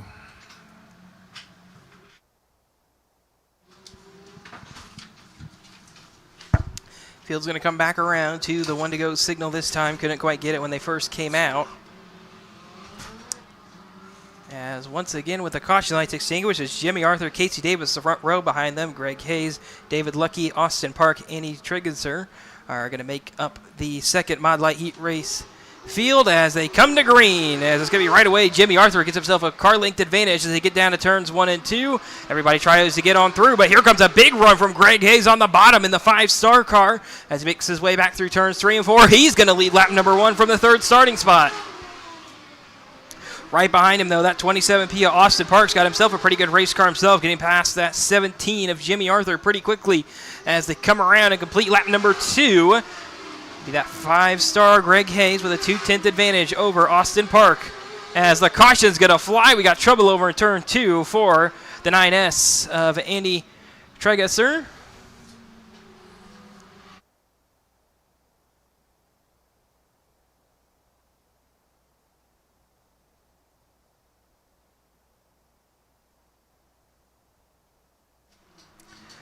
So Andy Trageser going around over in turn 1 brings out the first caution of the second Mod Light Heat Race.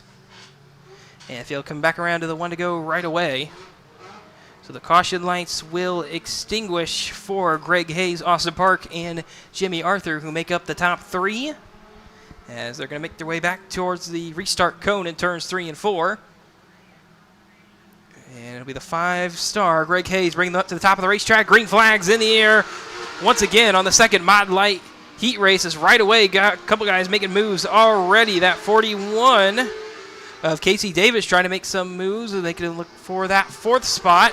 Tries to make anything happen down there as Jimmy Arthur back out into the 3rd spot. We still got a heck of a battle out in front. Greg Hayes leads the first lap of the restart, but Austin Parks not letting him get away as they come off turn number 4. Trouble over in turn 3. Their caution's going to come back out. That's the 14S. So David Lucky going around over in turn 3. So Lucky wasn't so lucky.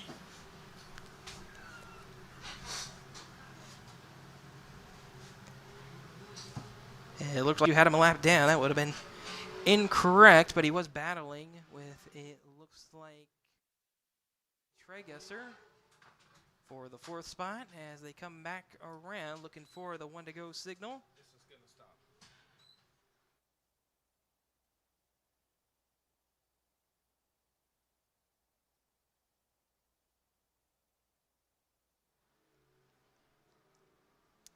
So 1-to-go signal given and the caution lights extinguished for, once again, Greg Hayes, Austin Park, and Jimmy Arthur, who make up the top 3. A little bit of a scoring issue for the 41 at Casey Davis. Looks like the transponder's not picking up correctly.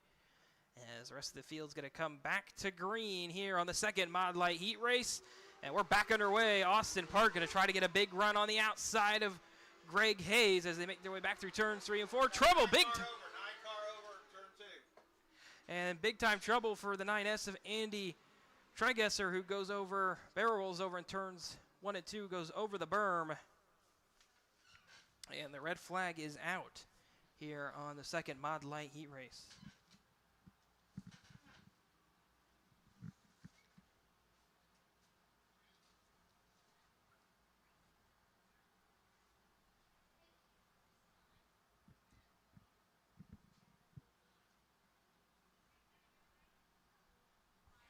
Looks like he's given up that signal that he's okay. That was, once again, the 9S of Andy Trageser, who did a complete rollover there. It looks like he landed fairly softly on his tires when he came over, which is good news. Obviously, he's moving again. Looks like he'll be able to continue on. He's got a little body damage. That shouldn't hurt him too bad.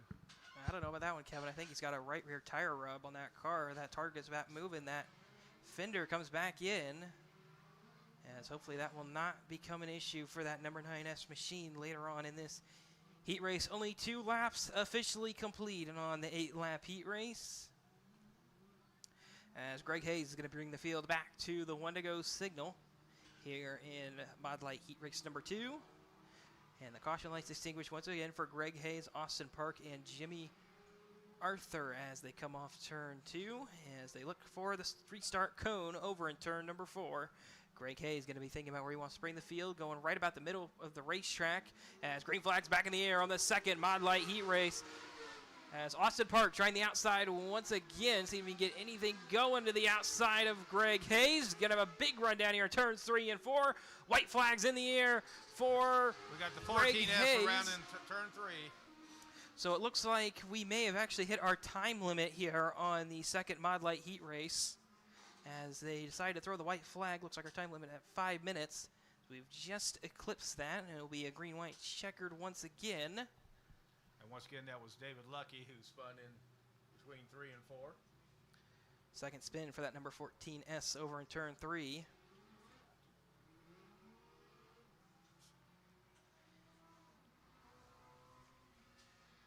So the field's coming back to 1 to go signal once again here on the second Mod Light Heat Race, as they are past the time limit, so it'll be a green-white checkered once again.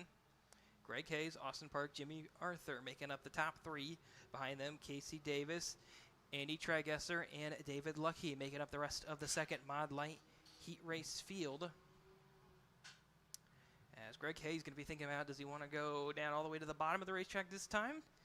As he goes down to turns 3 and 4, he's about half a lane lower this time than he was last time. Green and white together here on the second Mod Light Heat Race, as it's going to be Austin Park on the outside, going to try to make anything happen down here, turns 3 and 4. It'll be a drag race back to the line as they come back through turns 3 and 4. It's looking like the 5 of Greg Hayes going to take the second Mod Light Heat Race win.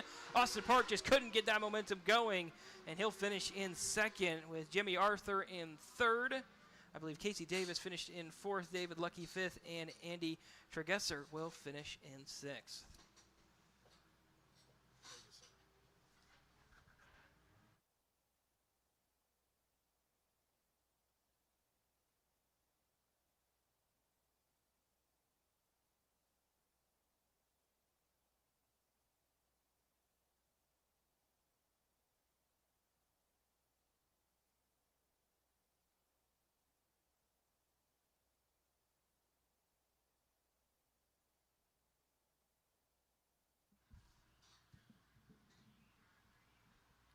And coming up next will be our final heat race group of the evening.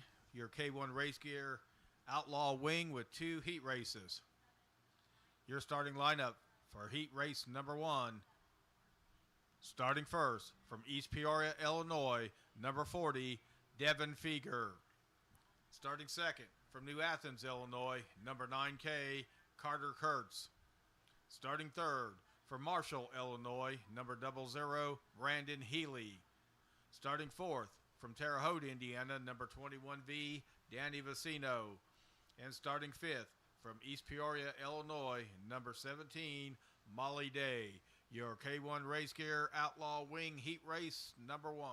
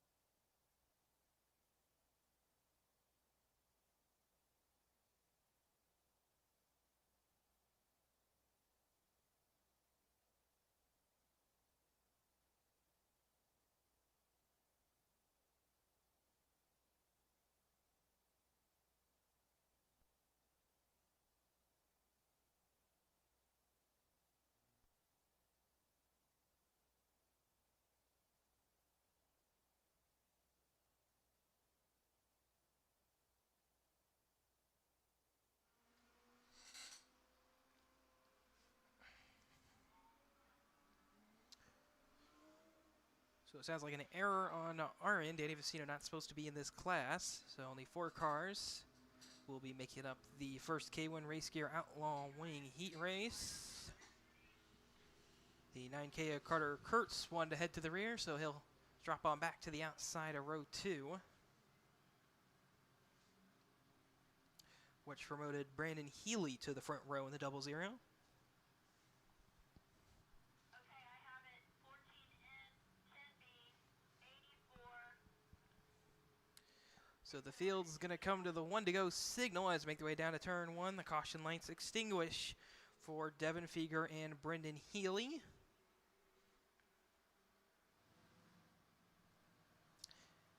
As the field makes their way off turn 2 and down towards the start cone over in turns 3 and 4.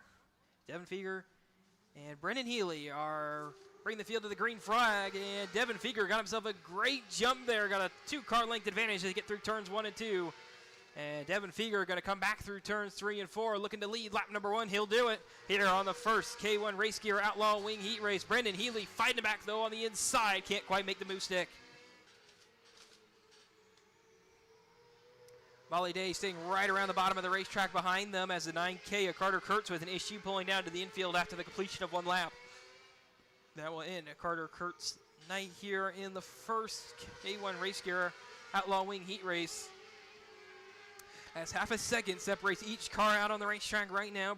Devin Feger looking to try to extend that lead even more. See if he can do it at the line. No, can't do it. Brendan Healy starting to reel him back in that 0-0 car. As Molly Day falling off the leaders. Now she's back a 1.25 seconds behind them as Brendan Healy got maybe a little bit too high up there in turns 3 and 4. Has to back out of it and loses any ground he gained on Devin Feger. And he's going to come right back down towards the middle of the racetrack, seeing if that's going to gain any time on him. Not quite. They run similar lap times. Devin Feger got himself a 7/10 of advantage as they come back through turns 3 and 4 and collect the white flag here on the first K1 Race Gear Outlaw Wing Heat Race. And back through turns 1 and 2, Devin Feger with a several car length advantage as he works off turn number 4. Devin Feger takes the first K1 Race Gear Outlaw Wing Heat Race win. Brendan Healy will finish in 2nd, Molly Day 3rd, and Carter Kurtz pulled in after the completion of 1 lap. Carter Kurtz, the only non-finisher out of the first K1 Race Gear Outlaw Wing Heat Race.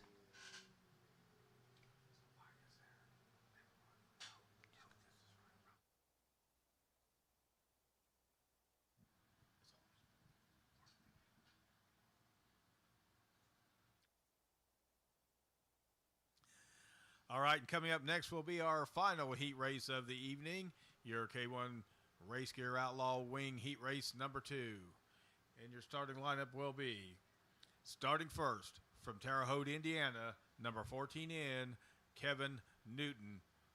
Starting second from Livingston, Illinois, number 10B, Braden Pfeiffer. Starting third from Wayne City, Illinois, number 84J, Dakota Woolever. Starting fourth from Coal Valley, Illinois, number 24, Cameron Campbell. And starting fifth from Noblesville, Indiana, number 57, Jeremy Warren. Once again, this is your K1 Race Gear Outlaw Wing Heat Race number 2 and our final heat race of the evening. Looked like Carter Kurtz need a little bit of help getting off the racetrack. And it'll be a little bit of a delay of getting the second K1 Race Gear Outlaw Wing Heat Race out onto the racetrack.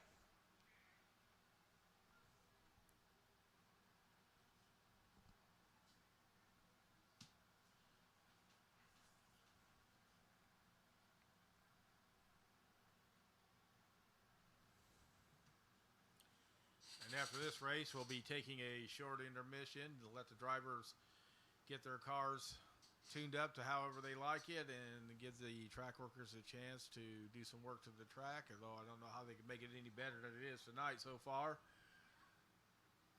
And then we will begin the features. Didn't come out for non-wing either. And during this break, it'd be a great time to go visit the concession stand to get some delicious food and drink. Use our restroom facilities and go visit the merchandise shed on the north side of the concession stand.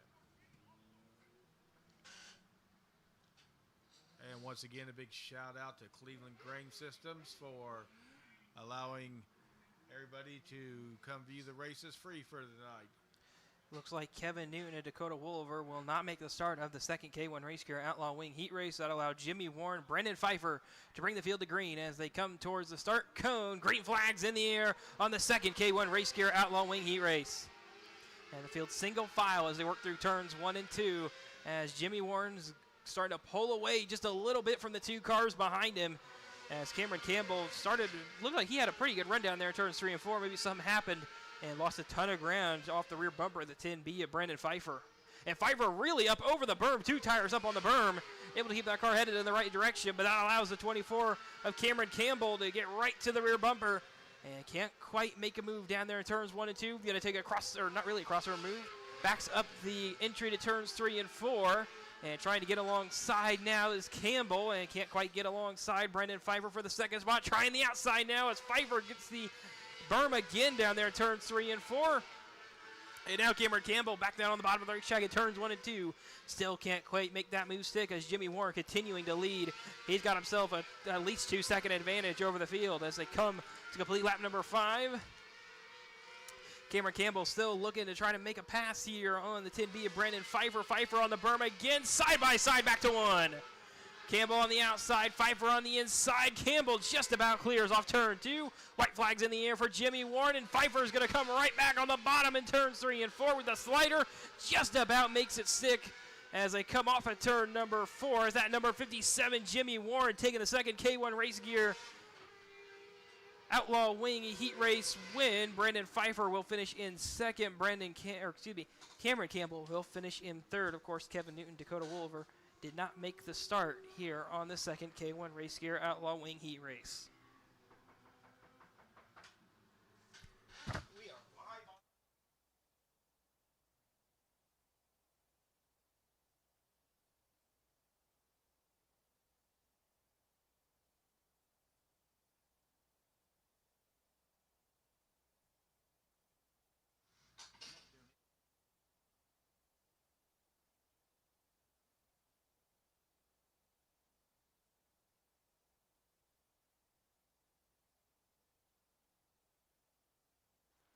And that will conclude our heat races for tonight. We're going to take a short intermission to get the feature field set for the features later on tonight. It's going to be about a 30-minute break for track workers to get everything prepared.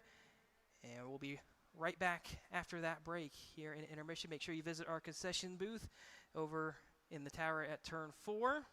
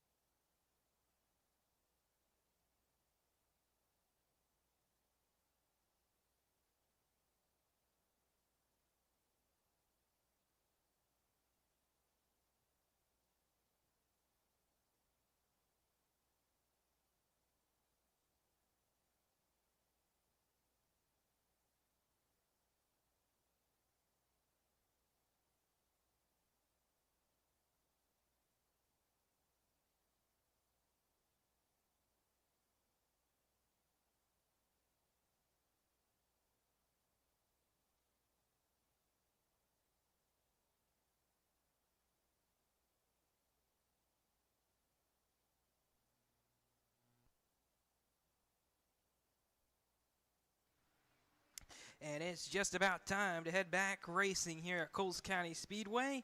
The King Chassis D2 Midgets are on the racetrack building up some engine heat ahead of their 15-lap feature. On the pole is going to be the 12B of Patrick Bruns from Champaign, Illinois. Alongside him will be the 12C of Dominic Bruns, also from Champaign, Illinois.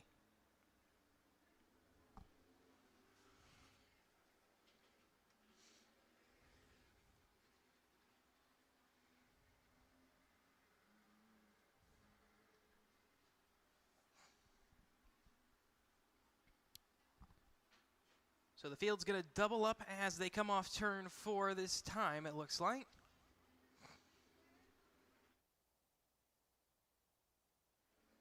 Or maybe not. Looks like they're going to go around one more time for the up.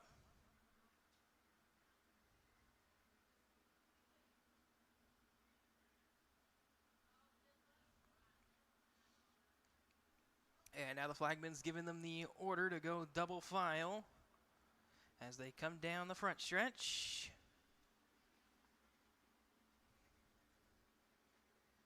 It looks like the drivers still aren't quite ready to go double file yet, or they can't see the signal. So they're going to come around one more time. They're going to get the signal once again.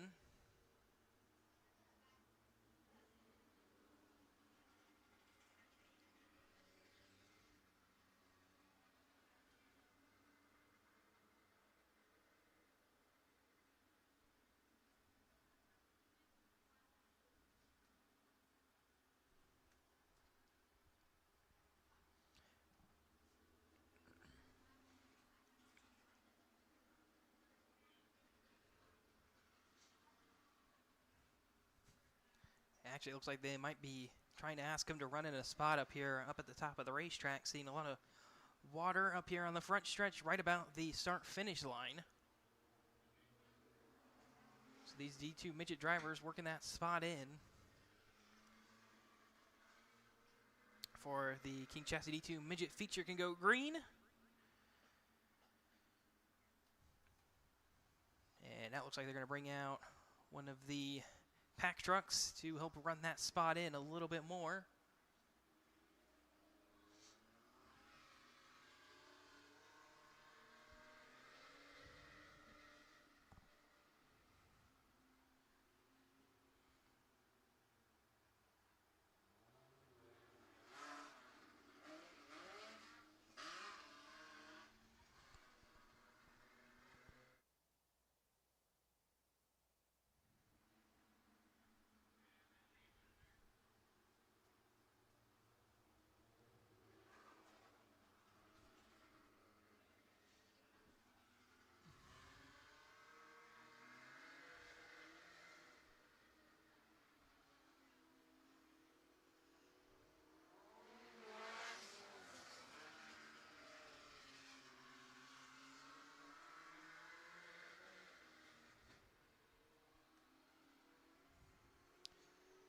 So it looks like they're letting the drivers take a couple somewhat hot laps here under caution, making sure that line's run in relatively decently so they can go green on their feature.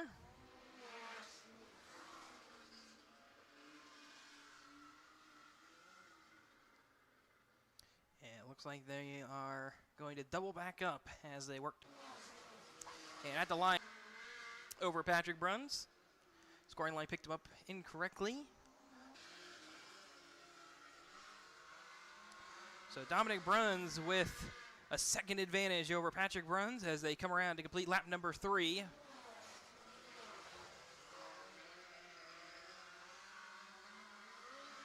And Dominic's just going to be continuing to extend that advantage as he's really laying down some fast lap times. Patrick's going to see if he's got anything down here. He picks up a 10th.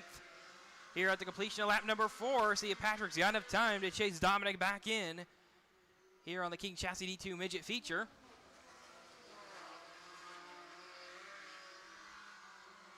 Five laps down, Dominic runs back out to a second advantage over Patrick Bruns.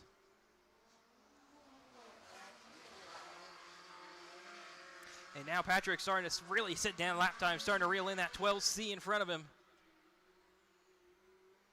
Patrick Bruns does have the fast lap so far. He's got it by about less than a couple hundredths of a second. Dominic Bruns still with an 0.8 of a second advantage over Patrick Bruns at the line. That gap's going to come down to just 0.6 of a second.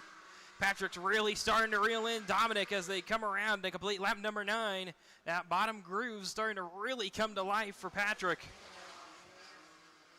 But Dominic's starting to have his car come to life as well. Goes down with an 11.186 lap time at the completion of lap number 9. Coming to lap number 10, Dominic is going to not quite increase his advantage by that much that time, holding right at about a 0.7 of a second advantage over Patrick.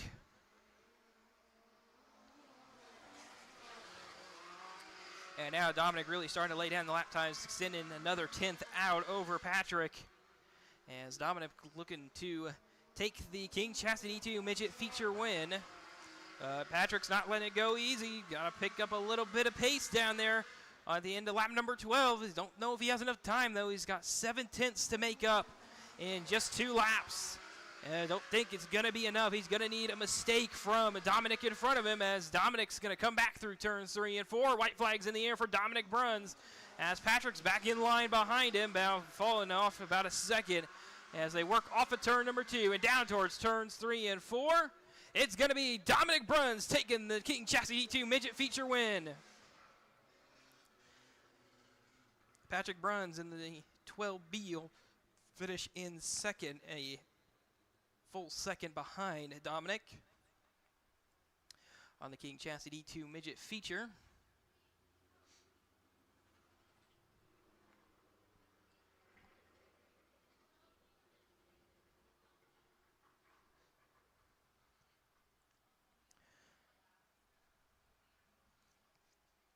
So Dominic's going to make his way into Coles County Speedway victory lane.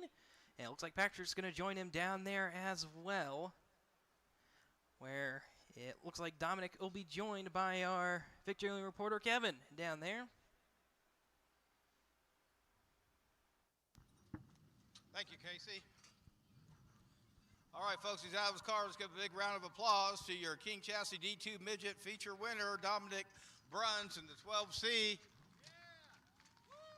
here at Coles County Speedway.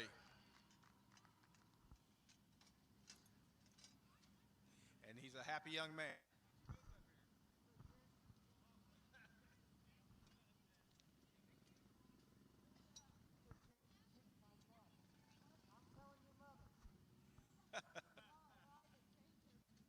A little rivalry going on down here.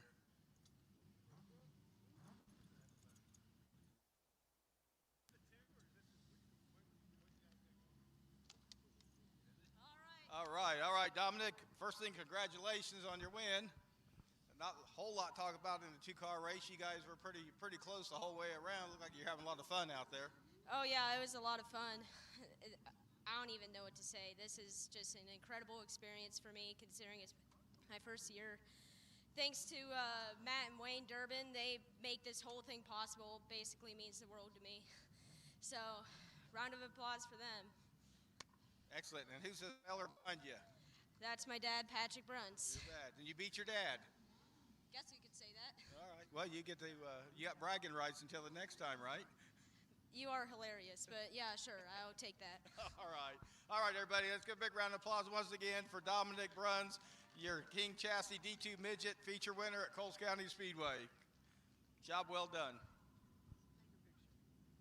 telling your mother. Uh-oh, I'm in danger.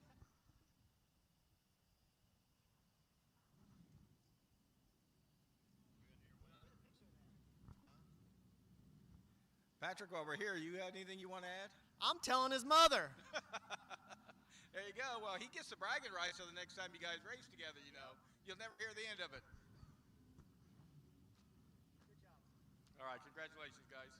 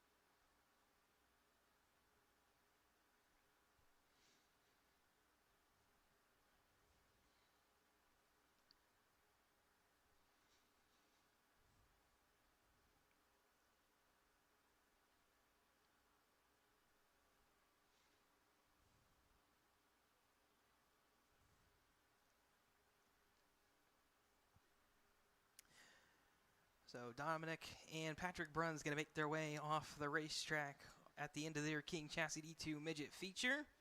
Coming up next is going to be the Division 1 Composite Non-Wing Micro feature. It's a 20-lap feature for the 14-car field tonight. Hunter Walker in the 16W from Decatur, Illinois is going to lead him to green. Alongside him will be the 5T of Tyler McLaren from Logan, Illinois. Starting in third will be the 7F of Nolan Bartley from Hammond, Illinois. Starting fourth will be the 25B of Chevy Boyer from New Haven, Missouri. Starting fifth will be the 97D of Larry Drake from Terre Haute, Indiana. Gavin Bean in the 34 starts sixth from Dana, Indiana. Starting seventh will be Clayton Apple in the 6th from Oakland, Illinois. And starting alongside him in the 8th starting spot will be Parker Butt from Greenfield, Indiana in the 51B. Clay Frederick in the 47C from St. Joseph, Illinois starts 9th, while Devin Feger from East Peoria, Illinois in the 40 car will round out the top 10. Cameron Romack in the 4R from Ashmore, Illinois starts 11th, with Danny Vicino in the 21V starting 12th from Terre Haute, Indiana. And then on the last row, Dawson Wright in the 12 from Terre Haute, Indiana starts 13th, and Dakota Wolver in the 84J from Wayne City, Illinois will start in 14th. Your Division 1 Composite Non-Wing Micro feature field for their 20-lap feature.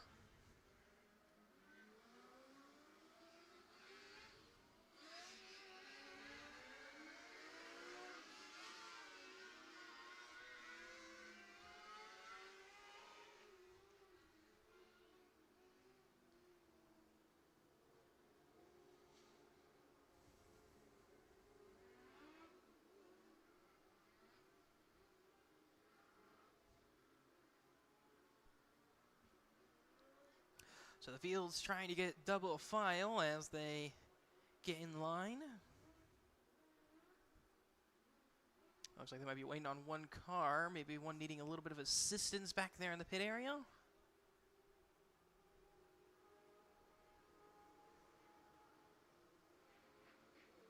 And it looks like the 12 of Dawson Wright will not make it out onto the racetrack for the Division 1 Composite Non-Wing Micro feature, as the field's coming around to the 1-to-go signal.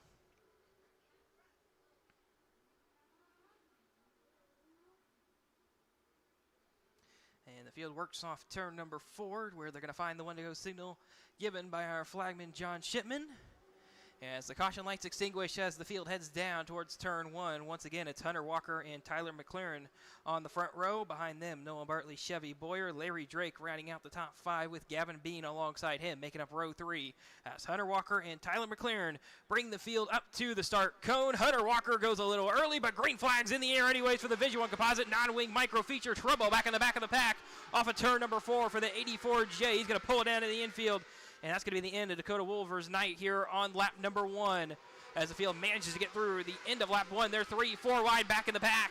Devin Feger really had to try to get his car really woed down going down there into turns 3 and 4. As the track crew is working on getting the Wolver car out of the way over in turn 2. As the rest of the field charges on through, back through turns 1 and 2. Everybody's managing to hold position for now. Hunter Walker still leading over Chevy Boyer. Chevy Boyer, though, very good race car driver here at Coles County Speedway. Got himself a good race car again tonight as he's looking to try to take that high side groove as he makes his way forward. As back behind them is Noam Bartley and then Larry Drake and Tyler McLaren. McLaren's gone backwards off the start. Went from 2nd to 5th. Kevin Bean holding position as it's big pile of race cars back behind them. Everybody throwing sliders on each other back around the 10th spot, as everybody's fighting for a top 10 finish here in the Division 1 Composite Non-Wing Micro feature. Devin Feger himself trying the outside of Clay Frederick. Romack on the inside of Frederick as they get it back down together down there towards turns 1 and 2, but still out in front, still a 3-car battle as caution's going to fly over in turn 2. And it looks like Danny Vicino's 21V car sideways over there in turn 2, bringing out the first caution on the Division 1 Composite Non-Wing Micro feature.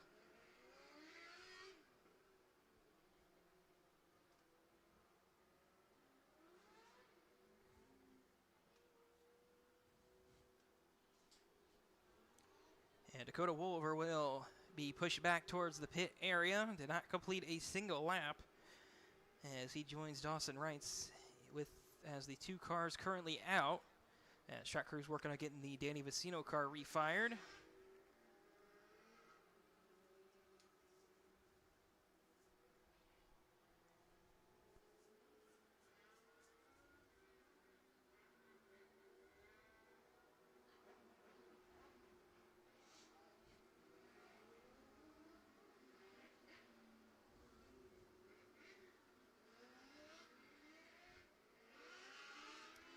So the field's going to come back to single file as Danny Vicino tags back in at the tail end of the field. Looks like he's trying to make sure his car's okay. So he's really not getting that car up to pace, and he's pulling down to the infield now.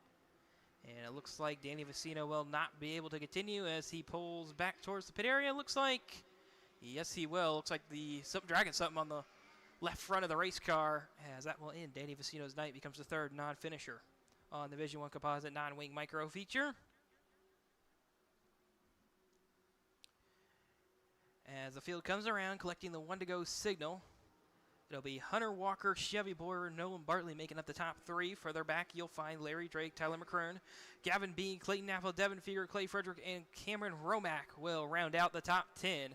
As Hunter Walker is going to be thinking about where he wants to bring this field. Goes really early over in turn 3 and 4. Green flags back in the air on the Division 1 Composite non-wing micro feature. That was a great jump for Hunter Walker. Didn't allow Chevy Boyer to get alongside him by the time they were down to turns 1 and 2. Chevy Boyer was really thrown off by that, and that allowed Nolan Bartley to get to the inside of Chevy Boyer. And Chevy Boyer is going to try to now set in the line behind that number 16W Hunter Walker, trying to get some momentum going up on the high side. Is that number 25B car, as he's going to be maybe alongside of the 16W down to 1. No, not quite. As now they work back through turns 1 and 2. Hunter Walker is going to shut the door again on Chevy Boyer. As they make their way back down to turns 3 and 4, Chevy Boyer's got a shot to be alongside. Can't quite get it. Contact made. Chevy Boyer loses the second spot to Nolan Bartley. He fires it back in there on the exit of turn 2. Catches a little bit of the right rear tire of the Nolan Bartley car, as he is going to have to now set back in line and try to work his way back forward. As now Hunter Walker under pressure from Nolan Bartley. As, by the way, Cameron Romack himself had a great restart, up to 6th from a 10th place restart, and looking for 5th on the Tyler McLaren car.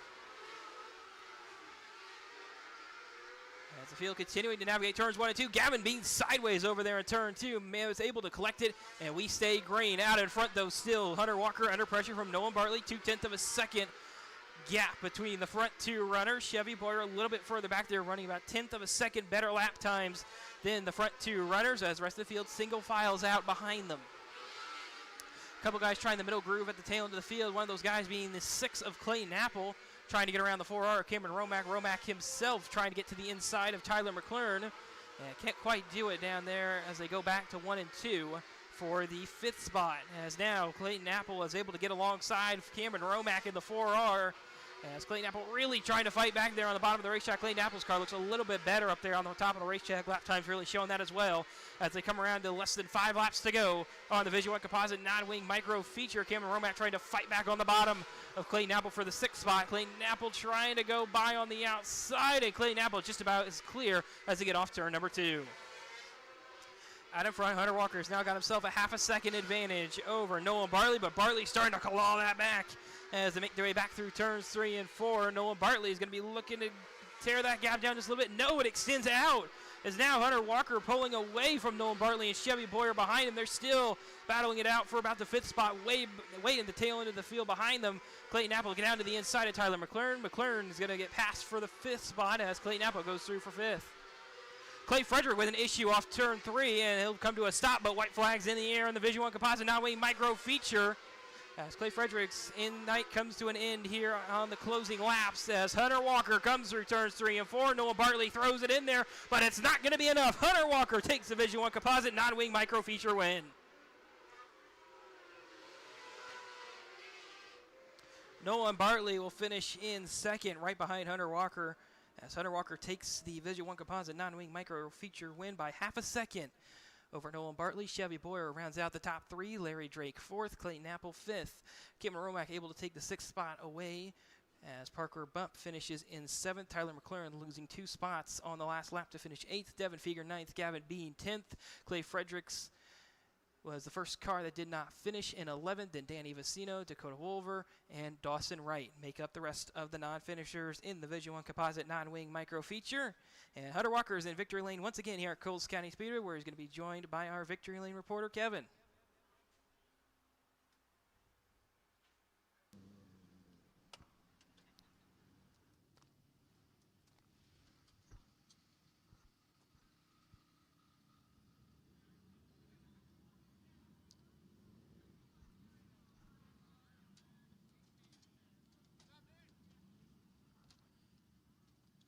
All right, folks, let's hear for Hunter Walker, your Vision 1 Composite Non-Wing Micro Feature winner at Coles County Speedway.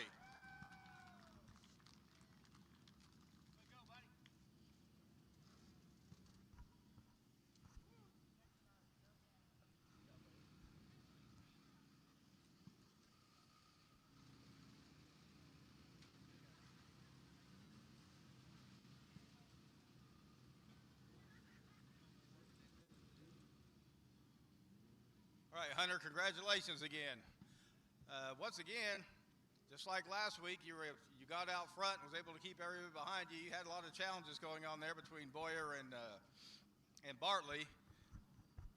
Once again, how do you do it? I mean, I just got to adapt to the track is what I did. But I mean, it sucks being out front on a truck like that because it changed so much. Like at the beginning, it was locked down on the bottom. I was pretty much wide open all the way around, and it changed right after I got caution. I was on the bottom. I heard somebody outside of me, and actually, whoever was behind me made kind of it wasn't a dumb move, but they almost spun me out. But it allowed me to know that I need to move up, which I did. So I saw a nose to my inside almost like over half that race, so I was just trying to stay patient, stay smooth. My arms are wore out. That track was, especially in the beginning, down in 3 and 4, I was bouncing heavy. So, I mean, I'm just glad to put this thing in victory lane, and I can't thank my mom, Dad enough. My mom's watching that back at home, and some of my other family, Grandpa, Grandma, some of my uncles, and then I can't thank my dad enough. He works his heart out for this, and I mean, I had school all week and along with work, and I was up at 2 a.m. last night trying to get this thing clean and ready to go for tonight, and he got it loaded up this morning, so I just can't thank everybody enough. I can't thank Lieb Farms enough too, and Billy Lieb back in the pits and his friend. Excellent. I can see the pride in your dad's face too, so congratulations. Good job, sir. All right, everybody, once again, let's hear it for Hunter Walker, your Vision 1 Composites Non-Wing Micro Feature winner at Coles County Speedway.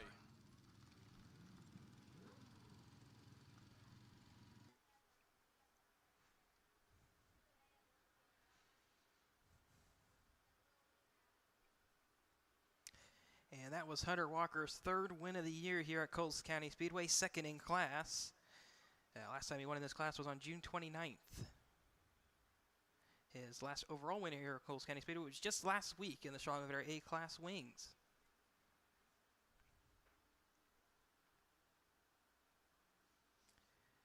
Coming up next is going to be the Patriot Landscaping Restricted Micros for their 20-lap feature. Starting on the pole is going to be Kinzer Holloway in the 79H from Ashmore, Illinois. Starting alongside him will be Lydia May in the 71M from Terre Haute, Indiana. Starting third will be the 10N of Mackenzie Meany from Terre Haute, Indiana as well. And starting fourth will be Colette DeCiro in the 1KD from Liston, Indiana. Starting fifth will be from Harrisburg, Illinois will be Niles Tudor in the 14. Starting sixth will be Caden Wells from Brazil, Indiana in the 5. Starting seventh will be Cole Jones from Streeter, Illinois in the 17. Starting eighth will be James Newton in the 21 from Farmerburg, Indiana. Starting ninth will be Cameron Jacobs in the 55J from Chatham, Illinois. Starting 10th will be Mackenzie Daller from Springfield, Illinois in the 1K. Starting 11th will be Emerson Kinzer from Arlington, Illinois in the 14E. Starting 12th will be Riley Bonowitz from Oakland, Illinois in the 11R. Starting 13th will be Dakota Wolliver in the 54T from Wayne City, Illinois. And starting 14th will be Tanner Triplett from Lincoln, Illinois in the 22. Your Patriot Landscaping Restricted Micro Feature Field tonight.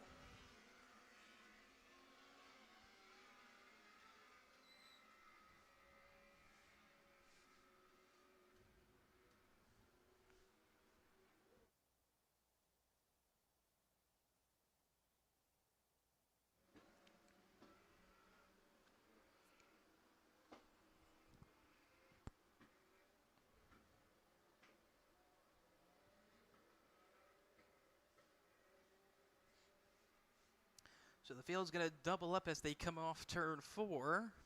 Looking for the 1-to-go signal. They are going to get it this time. So the 1-to-go signal given to the Patriot Landscaping Restricted Micro Field for their feature tonight. As caution lights extinguish down there in turn 1. As once again, it'll be Kinzer Holloway and Lydia May. Will come back to the start cone over in turn 4. And green flags in the air on the Patriot Landscaping Restricted Micro Feature. It'll be Lydia May on the outside down to turn 1. A lot of contact being made between the front two as they're still side by side as they charge back down to turns 3 and 4. Lydia May just about clears as they get through the middle of turn 4. As trouble over in turn 3. Caution's going to come out as it looks like it might be a rear bumper or some sort of bumper loose over there in turn 3. And we'll be headed for a double file restart as one official lap was not complete. That car around back there is the 11R of Riley Bonowitz from Oakland, Illinois.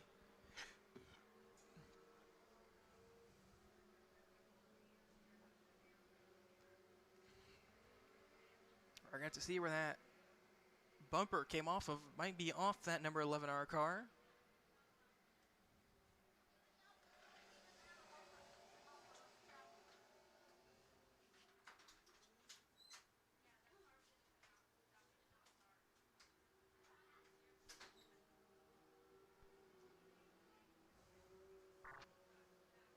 It looks like Dakota Wolliver did not make the start, and as now he comes out onto the racetrack. We're going to see if they're going to let him out here.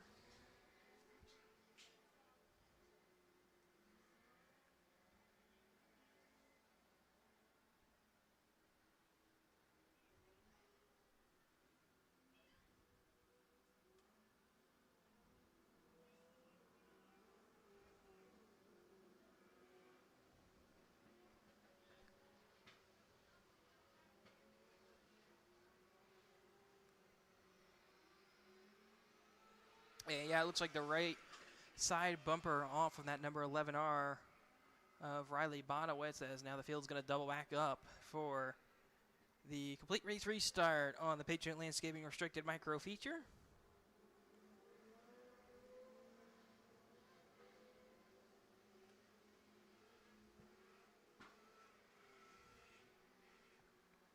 This field didn't quite get the one to go signal last time by. They're going to get it this time, it looks like. As the field comes back together over in turn 4, maybe not quite, going to be 2 to green this time.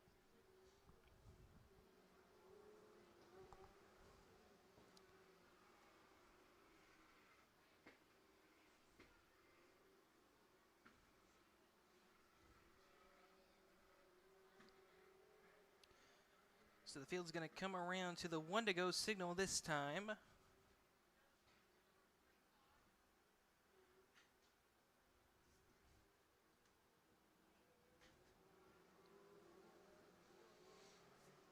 So caution lights extinguished once again for Kinzer Holloway and Lydia May.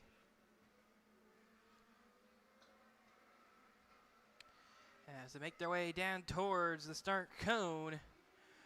Green flags back in the air on the Patriot Landscaping Restricted Micro Feature as the field charges down towards one. Heavy contact between Lydia May and Holloway, Kinzer Holloway, as this will be almost a red flag. Caution's going to come out, and this will be a red flag for cleanup down there in turn 2, as only 4 cars escaped that.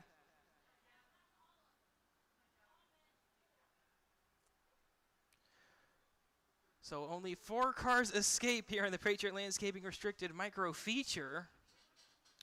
There's a lot of cars down there with a ton of damage.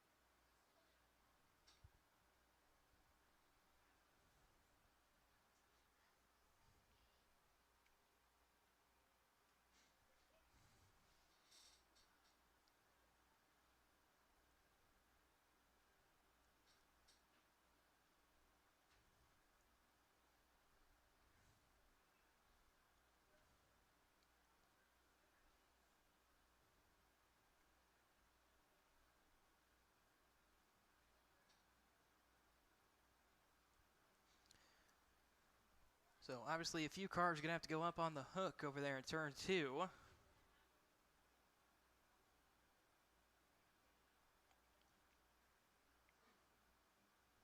It looks like the Tandem McKenzie Meany will be able to escape.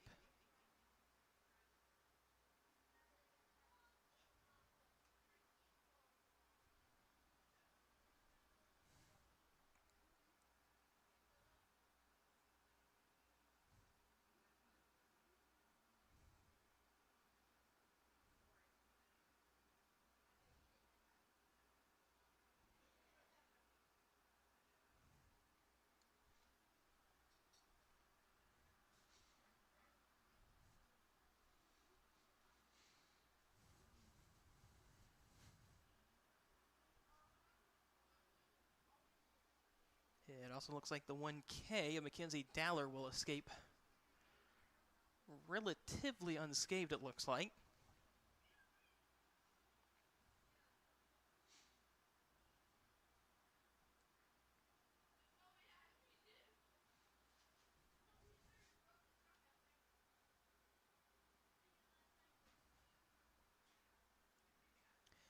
The 11R Riley Bonowitz is the first car we can confirm is out of the race.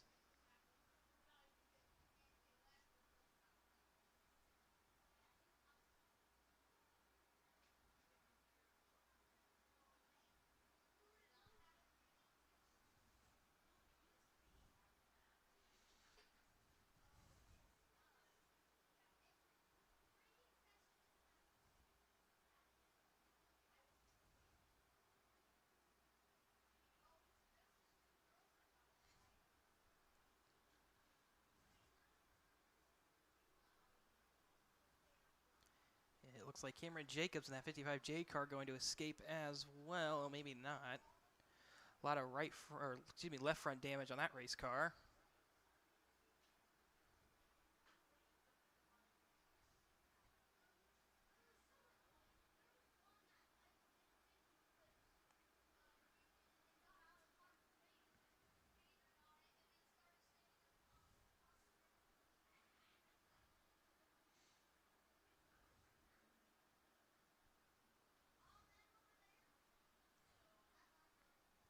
Looks like the 21, I believe that's James Newton, is also going to be out of the race.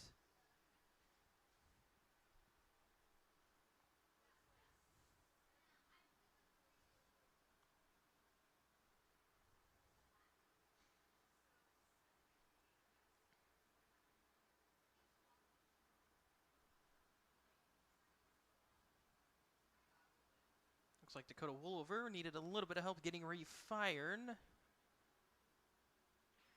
Looks like he'll go join back in at the tail end of the field.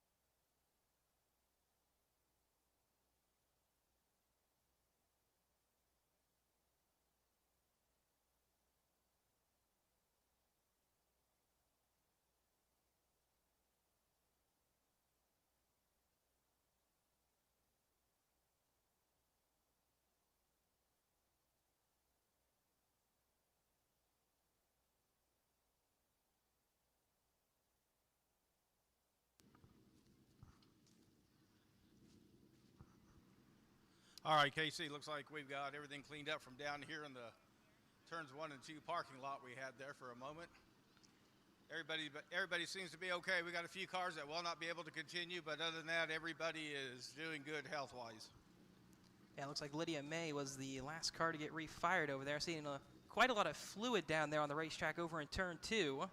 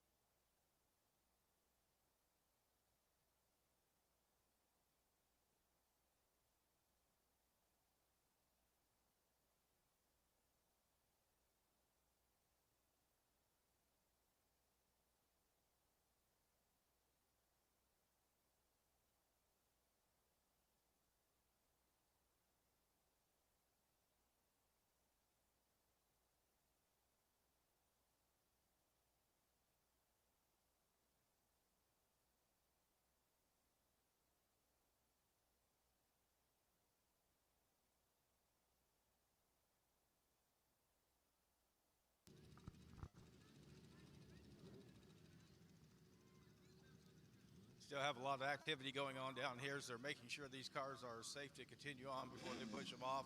But we're getting ready to roll and get underway again.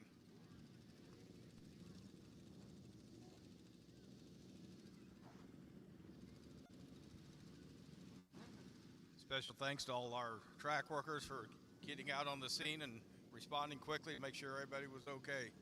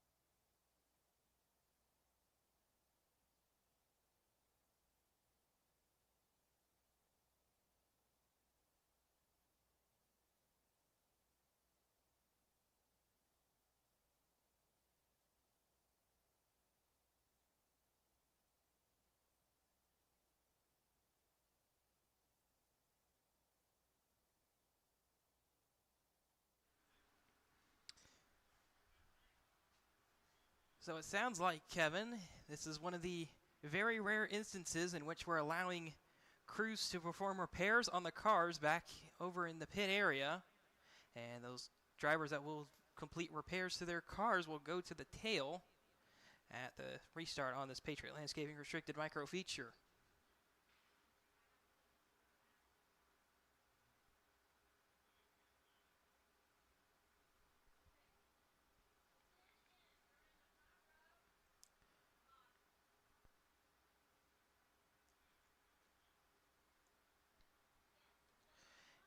And we're back under yellow flag conditions here at Coles County Speedway after the parking lot over in Turn 2, which only 4 cars escaped. And those cars just got themselves pretty much a ticket to the front of the pack, as pretty much everybody else had to go back towards the pit area for repairs, which is something normally not done here at Coles County Speedway. I believe it's only the second time this year that we've ever allowed repairs to be performed at this racetrack.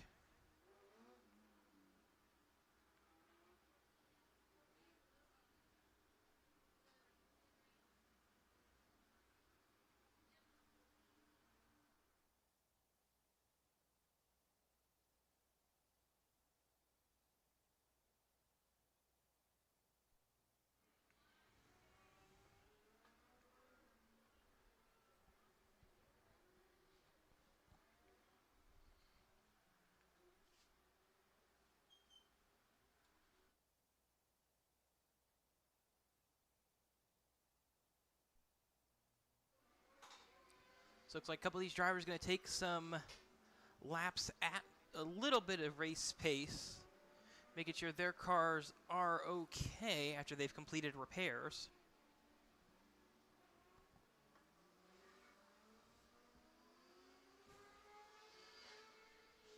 And once again, because the field did not complete a full lap under green, we're headed back for a double file restart once again. As this time, it will be the 10M of McKenzie Meany being promoted to the inside front row. Lydia May keeps her spot on the outside front row since she did not take repairs. But a lot of cars headed towards the tail end of the field after that mess over there in turn 1. As the field's coming back to the 1 to go signal this time by. Caution lights will extinguish as they make their way back down through turns 1 and 2.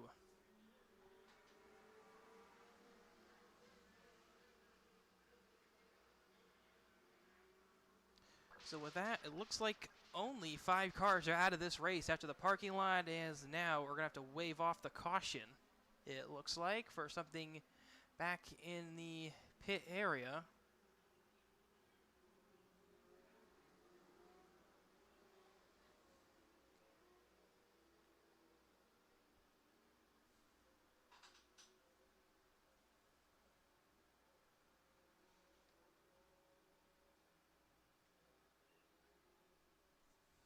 So cautions back out as track crews over there at the pit area.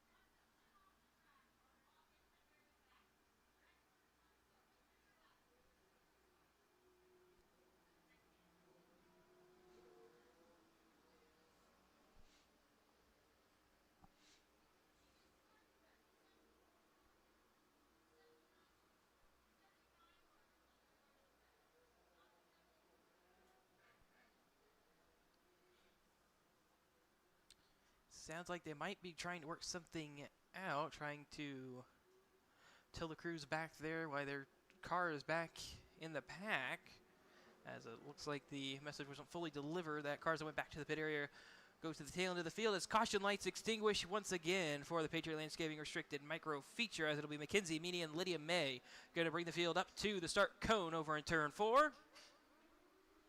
And green flag's back in the air on the Patriot Landscaping Restricted Micro Feature. Lydia May on the outside down to turn 1, trying to take the lead away from Mackenzie Meany, and she just about does it as she comes back down to turns 3 and 4. Lydia May with the lead as they complete lap number 1. And with that, every restart after this will be a single file restart for the Patriot Landscaping Restricted Micros as they're 3 wide back down to turns 3 and 4. Cameron Jacobs on the bottom, and Jacobs got really tight, it looked like, right down there on the bottom of the racetrack as Caden Wells is going to slip right on by him. Cameron Jacobs fires it back down on the bottom. Caution's going to come out as that's Dakota Woolsover will come to a stop over in turn 2 after going for a spin.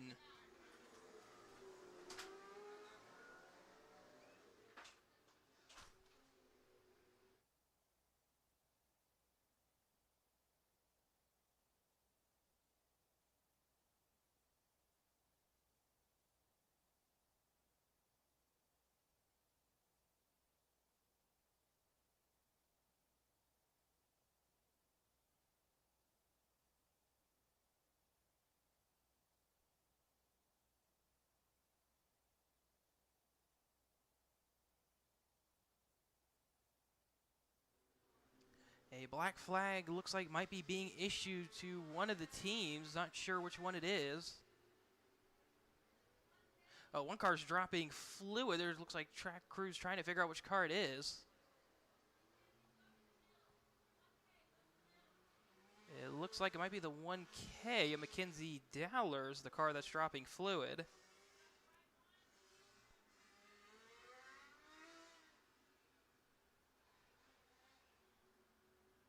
They asked Mackenzie Dowler to pull down to the infield as they continue to try to figure out which car it is.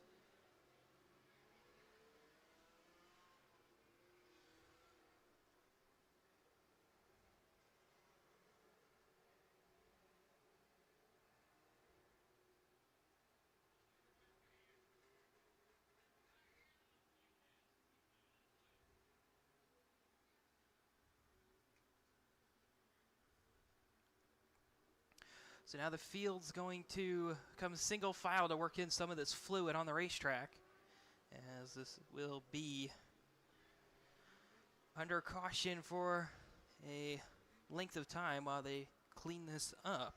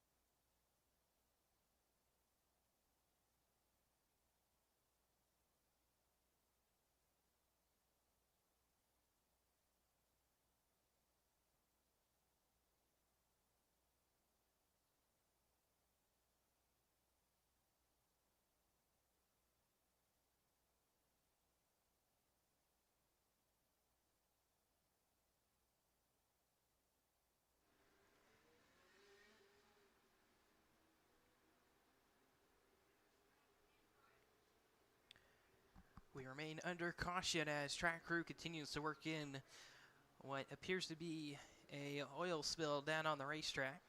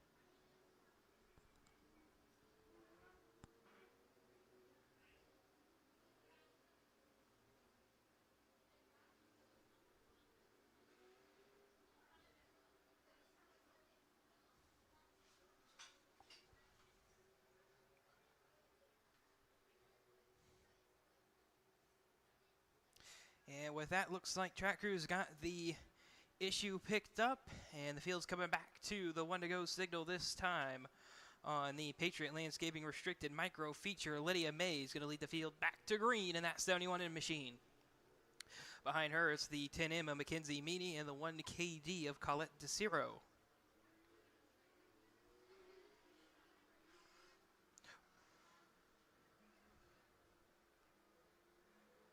And Lydia May is going to be thinking about where she wants to bring this field. Looks like she's headed for about the middle part of the racetrack. She goes early, and green flags back in the air on the Patriot Landscaping Restricted Micro Feature. Field charges off of turn number 2. Cameron Jacobs on the bottom of Caden Wells for the 5th spot. Can't quite make that move stick as Tanner Tribbett looks to make it 3 wide in the bottom of the racetrack. Didn't quite do it. Cameron Jacobs up on the berm once again. Tanner Triplett's going to slide right past him for 6th. And now Tanner Trippett looking for the 5th spot on Caden Wells already as they make their way back down to turns 1 and 2. Lydia May has already opened up her lead by about a second over second place Madison Meany. Or excuse me, Kinsey Meany. Tanner Triplett makes his way up to the 5th spot now. He's got himself a pretty good race car. Lap times are there, not faster than race leader. Trouble over at turn 2. That's Cameron Jacobs, went almost around, and we're going to stay green as he's able to keep that car rolling. He was definitely hoping for that caution, as now he is a distant 2 seconds back from the next closest car. And with the race leaders right behind him, he's got to be thinking about what do I want to do to try to stay on the lead lap. As Lydia May and Mackenzie Meany still at the point out in front. Tanner Triplett himself goes through to the 4th spot on Niles Tudor. Niles Tudor fights back on the bottom as they go back to 3. Crossover move pulled by Tanner Triplett off turn 4. Doesn't stick. Niles Tudor holds on for 4th. Tanner Triplett falls back in line in the 5th spot, looking back to the inside of the 14 and Niles Tudor. As now Niles Tudor really starting to pull away now from Tanner Triplett for the 4th spot. As he now got a couple car length advantage and pulling away from that number 22 machine. Out in front still, Lydia May setting down some really good lap times as she's starting to close in on some lap traffic. Mackenzie Meany behind her, starting to get the 1KD of Colette DeCiro involved in that 2nd place battle. DeCiro turning lap times 0.2 of a second faster than Meany every time around. As they complete lap number 12, Lydia May now with a 2.25 seconds advantage over Meany behind her. As now Cameron Jacobs has caught the 14E of Emerson Kinzer. As the leaders came off turn number 4, back down to turns 3 and 4, as they're going to come around complete lap 14. Lydia May continuing to extend her lead out in front to over 1.5 seconds over Mackenzie Meany. And out behind Meany will be the 1KD of Colette DeCiro. It looks like black flag's going to be shown to one car, maybe a car with some sort of mechanical issue. They're trying to figure out which car it is. Might be the 55. That was shown to the 55 and the 14E at the same time. Emerson Kinzer and Cameron Jacobs. They're not sure which one was the one that received the black flag. One of them no longer being scored. Treble in front of the field. Mackenzie Meany goes around in turn 3. No caution's going to come out. She looks frustrated in the race car, and she's completely lost everything. She was in 2nd. She had a shot at the 71M of Lydia May, and now she's not even going to finish the race. Lydia May now with a 2nd and 0.7 of a second advantage over 2nd place Colette DeCiro. As DeCiro goes through to 2nd, she's closing in as they come to 2 to go this time. White flags in the air for the 71M of Lydia May as they come off turn number 4. She got herself a big lead. She doesn't need to really do anything here to pass these slower cars in front of her, as the brakes on the rear of the car look red hot as she comes off turn number 4. Lydia May in the 71M takes the Patriot Landscaping Restricted Micro Feature.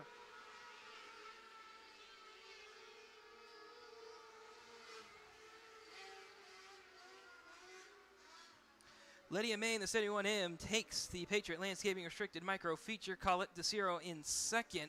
Niles Tudor 3rd. Tanner Triplett 4th. Caden Wells 5th. Dakota Wolver 6th. Cameron Jacobs 7th. Emerson Kinzer 8th. Mackenzie Meany, really tough break there going down to turn 3. was running second and ends up not finishing the race in the 9th position. Mackenzie Dowler 10th. And Kinzer Halloway, Cole Jones, James Newton, Riley Bonowitz, the other non-finishers that were involved in the Turn 1 parking lot. As Lydia May returns to Coles County's victory lane for the 3rd time this year, she'll be joined by our victory lane reporter, Kevin.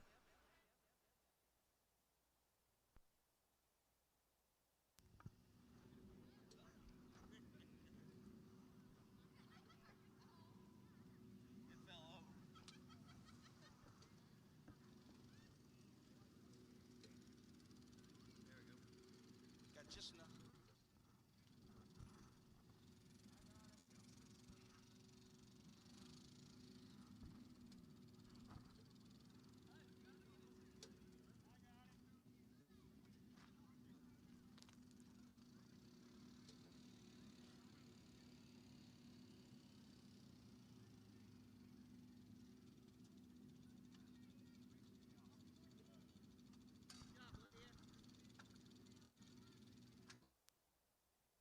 All right, she's getting up out of her car, everybody. Let's give her a big round of applause. Lydia May from Terre Haute, Indiana, your Patriot Landscape Restricted Micro Feature winner at Coles County Speedway. Congratulations.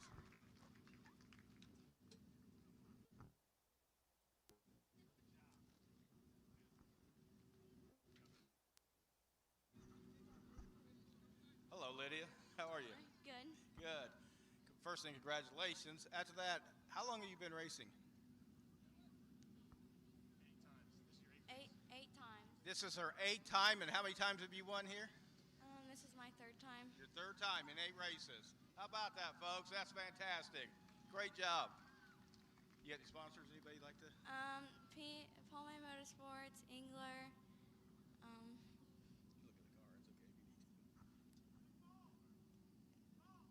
Look at the car. It's okay if you need to. Simpson, Bell Helmets, K1 Race Gear. That's it. All right. I want to thank my dad, my mom, my grandma, my grandpa, my friend Ellie, my sister, and yeah. All right. Well, one thing about you, you get up out front, they don't catch you. It looked like you were mowing along pretty good. You had pretty smooth ride. Yeah. I know you had a little issue there at the beginning of the race there. Stopped us for a while, so it gets Yeah. hot in those cars sitting there, doesn't it? Yeah. Yeah. All right. Anything else? No. All right. All right, folks. Once again, let's give a big round of applause to Lydia May, your Patriot Landscape Restricted Micro Feature winner at Coles County Speedway. Great job. She's got a bright future in front of her.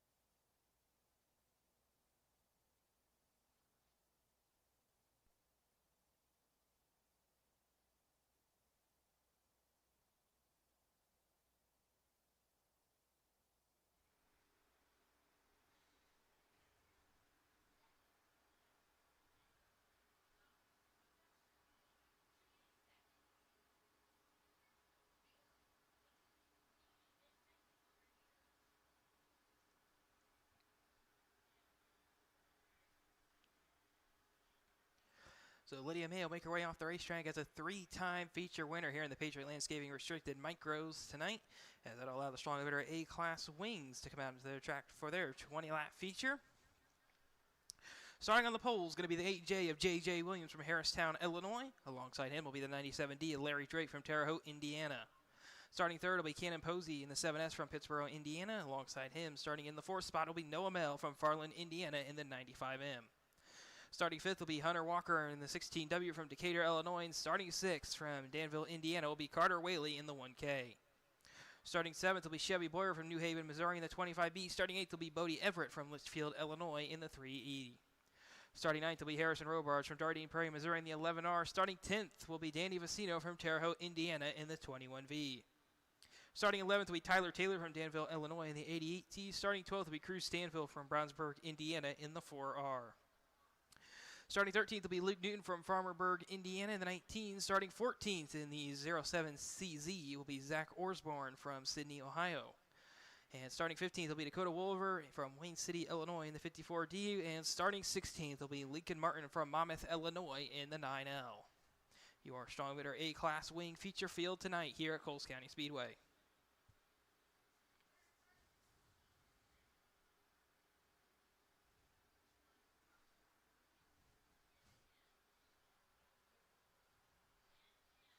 And it sounds like we're going to give him a little bit more time to allow Dakota Wolver to get in his other car, or at least get the wing on it, as he was in this last race.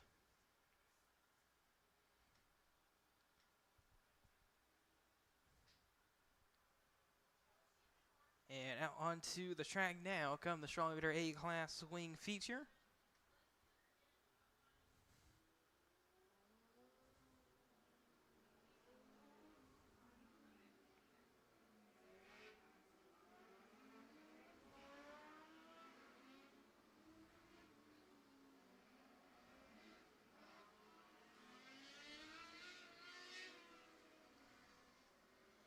Hunter Walker pulling down through the infield, getting to his starting spot. Looks like he came out in an incorrect position, decided to pull it down through the infield to get to his starting position.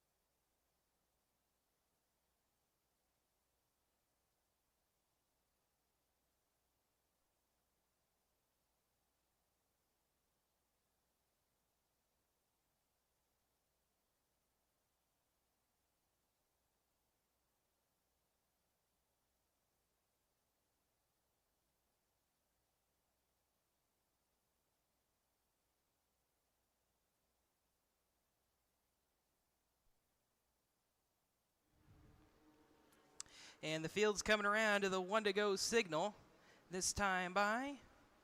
And the caution lights will extinguish for the Strong Elevator A-Class Wing field, as J.J. Williams and Larry Drake are going to lead the field to green as they come towards the start cone over in turn 4. And green flags in the air on the Strong Elevator A-Class Wing feature. Larry Drake powering around on the outside of J.J. Williams. They're going to be almost 3 wide on turn 2.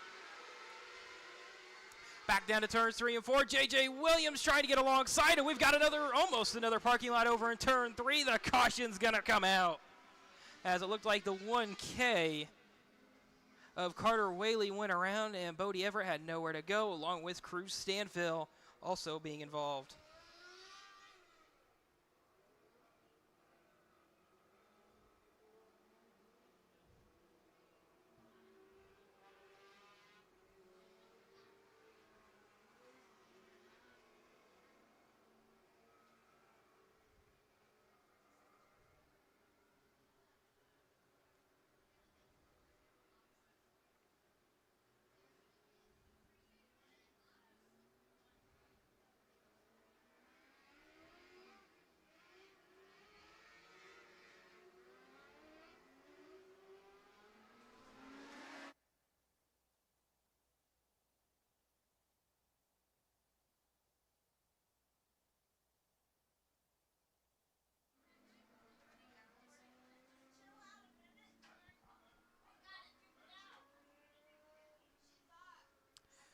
So looks like they were looking for the 1-to-go signal. Is going to get waved off here as the field comes back together off turn 4.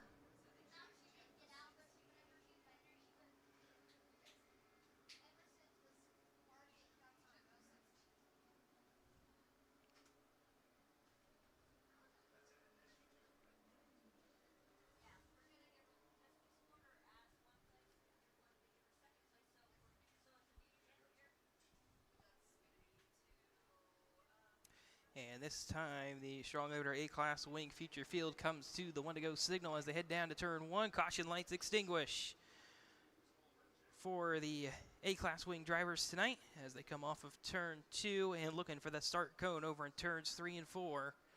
It will be Larry Drake and J.J. Williams making up the front row. Larry Drake on the outside, J.J. Williams on the bottom as they come back to the restart cone. Green flags back in the air on the Strong Odor A-Class Wing Feature. Larry Drake gets a much better start this time. He's going to be almost clear off turn 2, but here comes Noah Mel on the outside. As they make their way back through turns 3 and 4, Larry Drake leads lap number 1. Noah Mel still trying to work that outside groove. Back down into turns 1 and 2. He doesn't have it up there on the top of the racetrack. As at number 97D, Larry Drake out in front of the field. He's got a 3/10 of a second advantage. As J.J. Williams falls back in line in third. Here comes a big slider from Cannon Posey for the third spot. Cannon Posey clear off turn 4. Doesn't quite able to be clear by the time they get back to 1. Cannon Posey able to now clear for third as J.J. Williams can't quite get alongside. And now J.J. Williams continues to fade further back in the pack as the 25B is Chevy Boyer out in front of the field. Larry Drake's now down on the bottom of the racetrack as that number 95M, Noah Mills, still trying to make something happen up at the top. Nothing's working so far for that 95M and Noah Mills as he's really only setting similar lap times, maybe only a couple hundredths faster than Larry. And now this is going to be a big extend by Larry here as now up to 7/10 of a second advantage off turn 4. Larry Drake, though, approaching lap traffic rather quickly at the completion of lap number 7. He's got about a full turn before he finds the first slow car, and that would be the 9-0 Lincoln Martin at the tail end of the field, who's battling with the 07CZ of Zach Orsborn. Larry Drake slowing, trying to avoid Orsborn as Orsborn was an issue, and now Drake and Mel will split them 3 wide, and Larry Drake still holding on to the lead as that Orsborn car with significant issues trying to keep the car down there on the bottom of the racetrack. It's still staying out there as Bodie Everett sideways off turn 4, able to keep his car going in the right direction. We stay green. Larry Drake still out in front as you can throw a blanket over the top. About 5. Larry Drake shuts the door on Noah Mel as they make their way back towards turns 3 and 4. Larry Drake now extending a lead back out over Mel. Larry Drake, don't think he likes the top side at all here at Coles County Speedway. Really likes the bottom. Caution's going to come out as that's the 1 Carter Whaley going around once again over in turn 3 here on lap number 10.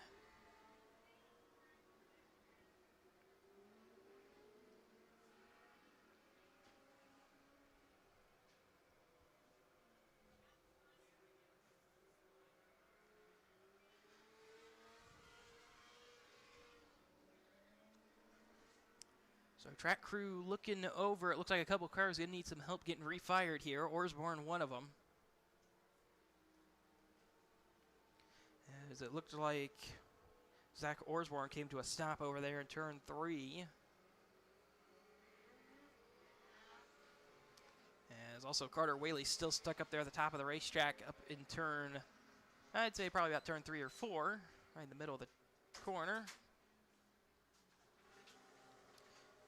As now the track crew is going to wait on the field to pass on by to get the 07 of Zach Orsborn car pushed back to the pit area. As it looks like, they're going to try to pull him back down to the infield instead. Would be SRL Media and Designs pushing that number 07. And they take wonderful pictures out here at the racetrack. You'll see it every single week here at Coles County Speedway.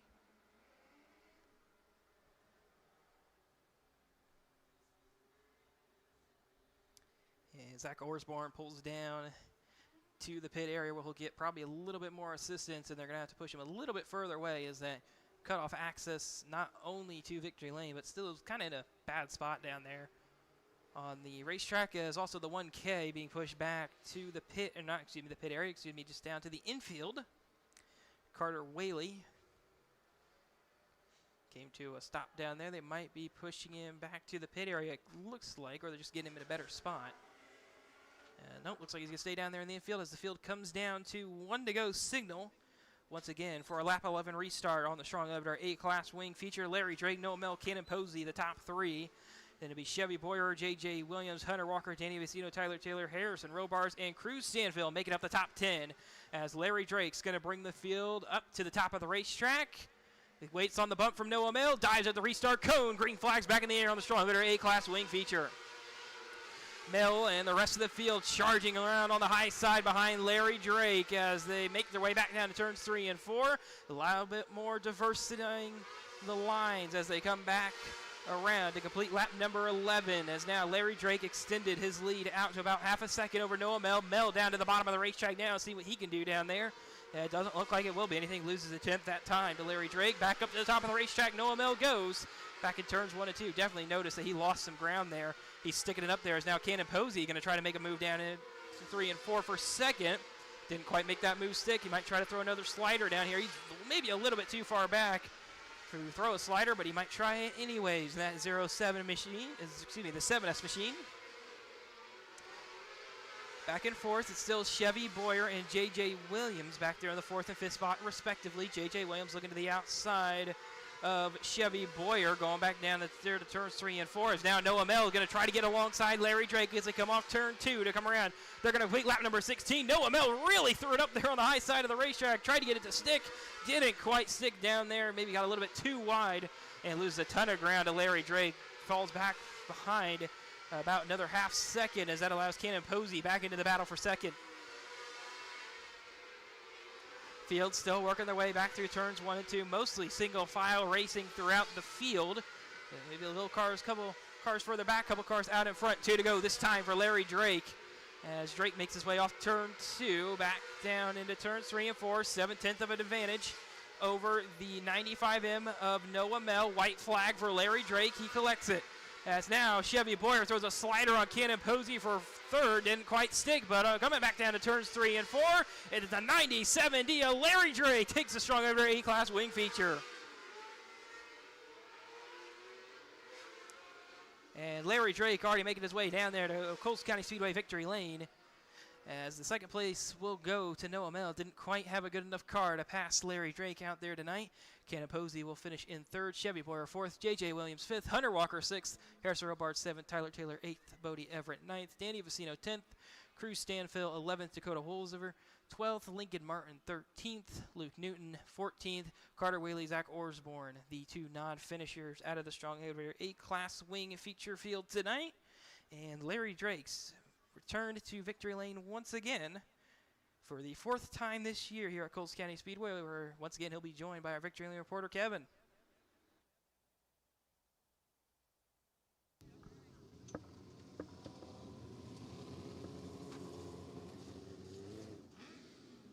All right, ladies and gentlemen, he's up out of his car. Let's give a big round of applause to Larry Drake from Terre Haute, Indiana, your strong elevator A-Class wing feature winner here at Coles County Speedway.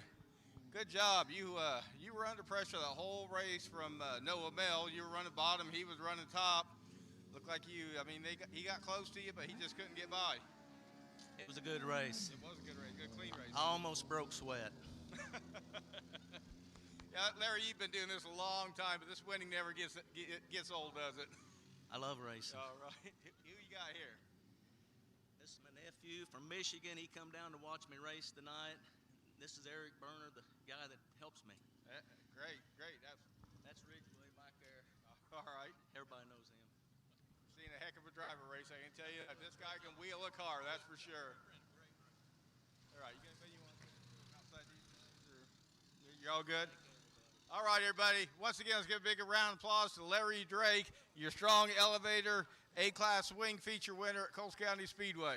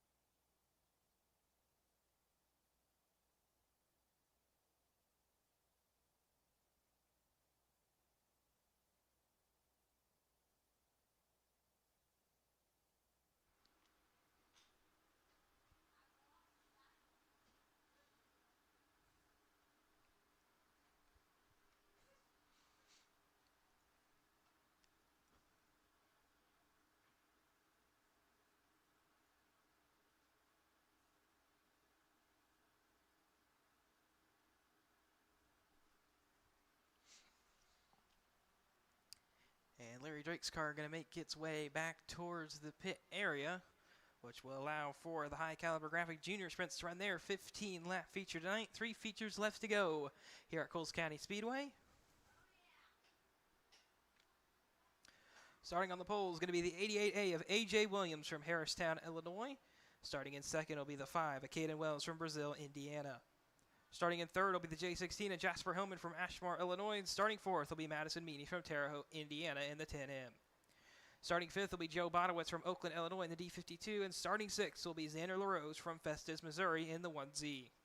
Starting seventh from Argenta, Illinois in the 17, it's A.J. Barber. And starting 18th, starting 8th in the 18 car will be Eli Newton from Farmerburg, Indiana. Starting 9th will be Colton Vogel in the 14V from Buffalo, Illinois. And rounding out the High Caliber Graphic Junior Sprint field in the 10th and final starting spot will be the 12K of Kylie Bates from Hillsboro, Missouri. Your High Caliber Graphic Junior Sprint feature field tonight for a 15-lap feature.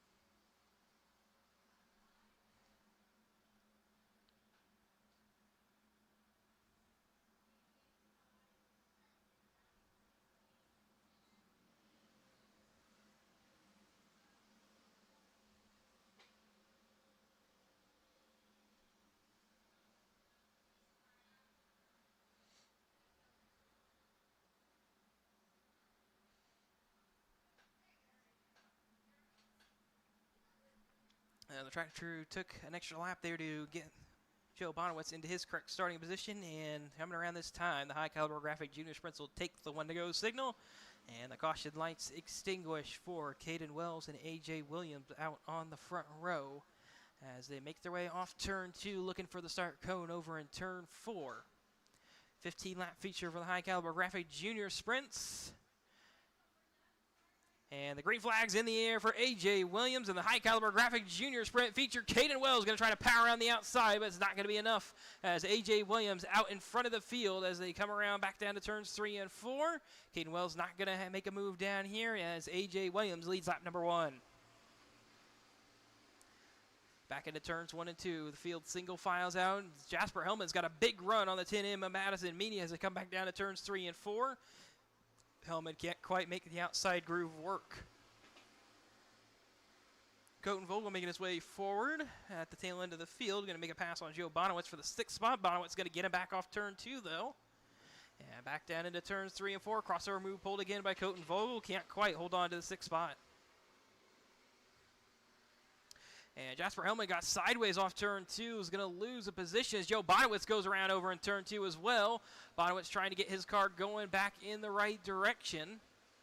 As no caution being thrown yet. It actually looks like he might be done. Looks like he wants a caution, and the caution will come out as he's trying to get his car turned back around. Now, the first caution of the race for the High Caliber Graphic Junior Sprint feature. With A.J. Williams out in front. Joe Bonowitz wanting to try to get his car turned back around.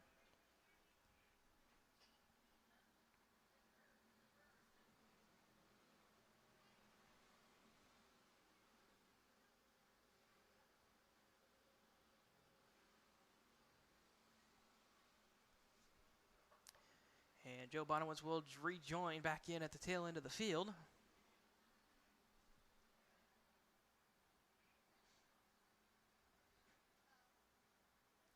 As the field comes back to the 1-to-go signal on the High Caliber Graphic Junior Sprint feature, A.J. Williams will lead the field back to green.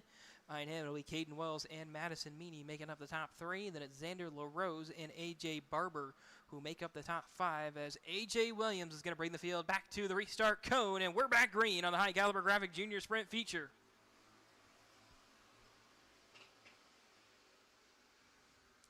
A.J. Williams out in front of the field as Jasper Hellman loses the spot to Colton Vogel back in 6th. As Colton Vogel goes up through 6th from his 9th place starting spot, making his way up through the field.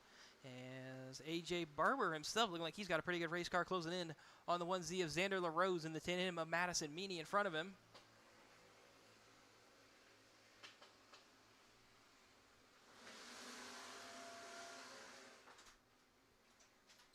A.J. Williams still having about a 3-car length advantage over Caden Wells. The gap down to half a second for Caden Wells as he closes back in on A.J. Williams. Madison Meany, Xander LaRose, Jasper Hellman still battling out for the 3rd spot behind them.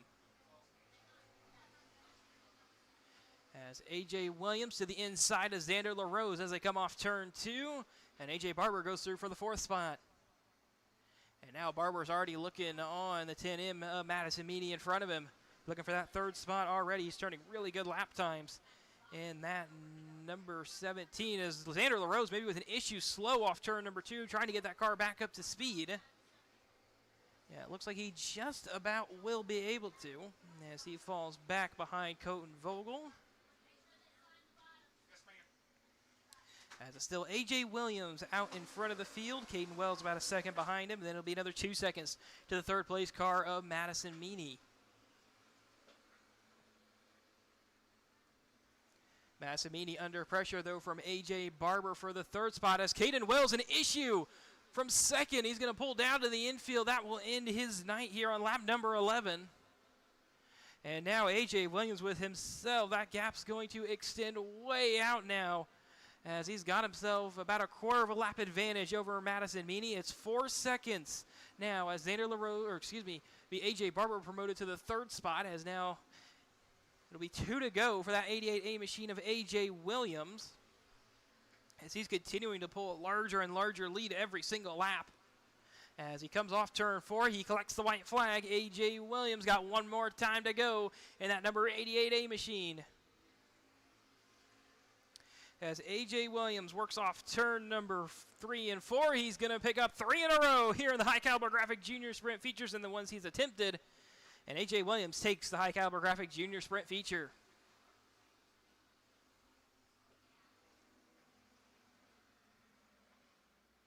This will be A.J. Williams' 4th win of the year, as Joe Bonowitz went around over in turn 4 at the end of the race.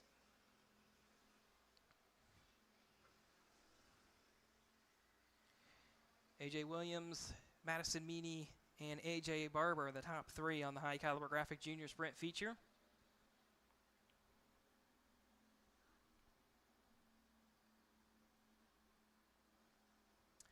As A.J. Barber pulls into Coles County Speedway victory lane for the 4th time this year. And A.J. Williams will be joined once again by our victory lane reporter, Kevin.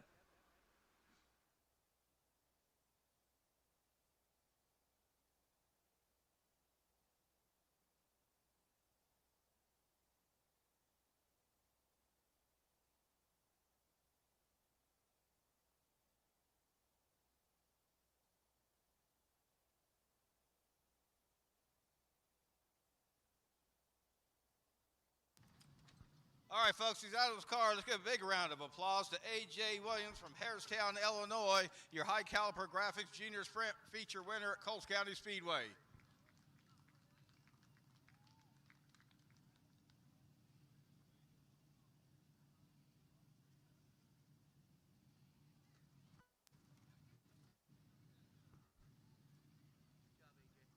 All right, A.J., congratulations. Thank you. How old are you, A.J.? I'm 10 right now, but tomorrow I'm turning 11. Well, happy birthday to you. It's a good present, right? Get another feature win? Yep. Yep. How long you been racing?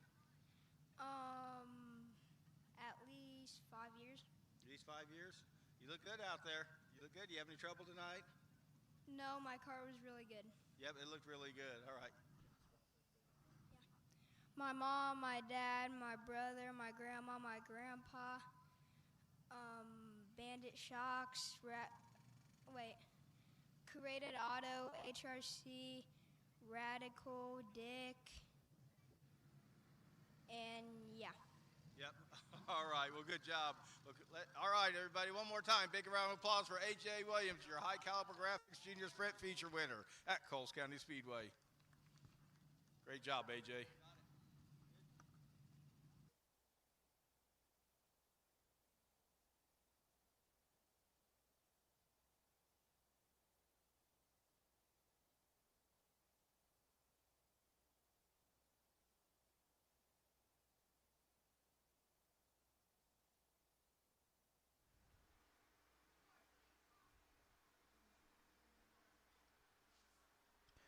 So A.J. Williams going to make his way off the racetrack, as that will allow the Mod Lights to make their way on for their 20-lap feature tonight for their 13 entries.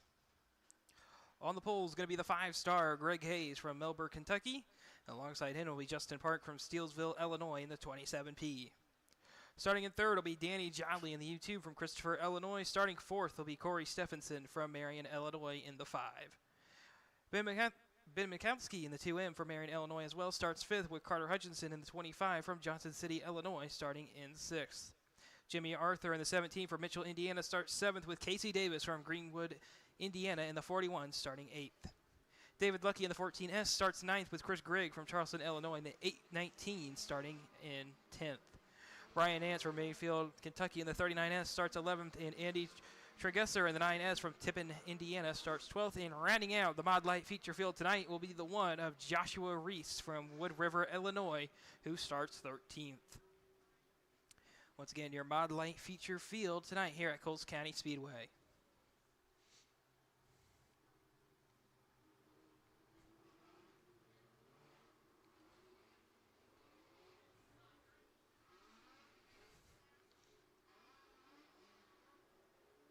Seen a lot of good racing so far out of these Mod Lights tonight.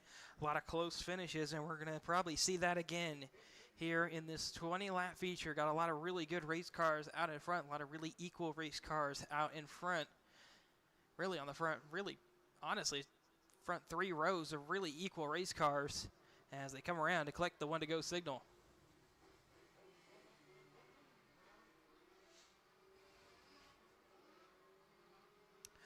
So with the caution lights extinguished, Greg Hayes and Austin Park going to bring the field up to the start cone over in turn 4. And the Mod Light feature is green. It'll be a great jump here for Greg Hayes in the 5-star as they make their way down to turns 1 and 2. Austin Park tries to make a move. Can't quite get it done. Austin Park going to try the outside now around Greg Hayes. Greg Hayes shuts the door. And here comes Danny Jolly down on the bottom of the racetrack. As they're 3 wide, back out of the tail in the field. Caution's going to come out as the 14S of David Lucky goes around. Wasn't quite to the start finish line here on the front stretch. We'll see what Tower decides to do. If they decide to go to a single file restart, if we're going to go back to a double file restart.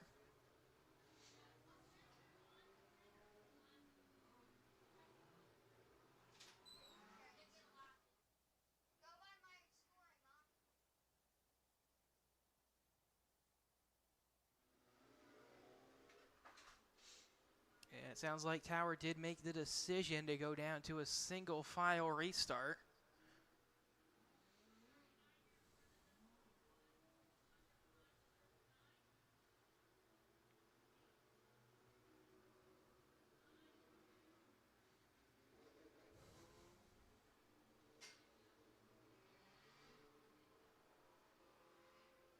So the field's going to come back around as they're 2 to green when they came around last time. They're going to be given the 1 to go as they come back around through turns 3 and 4. Once again, it'll be Greg Hayes lead the field to green. Behind him, Austin Park, Danny Jolly, Corey Stephenson, and Ben Minskowski, who will round out the top 5.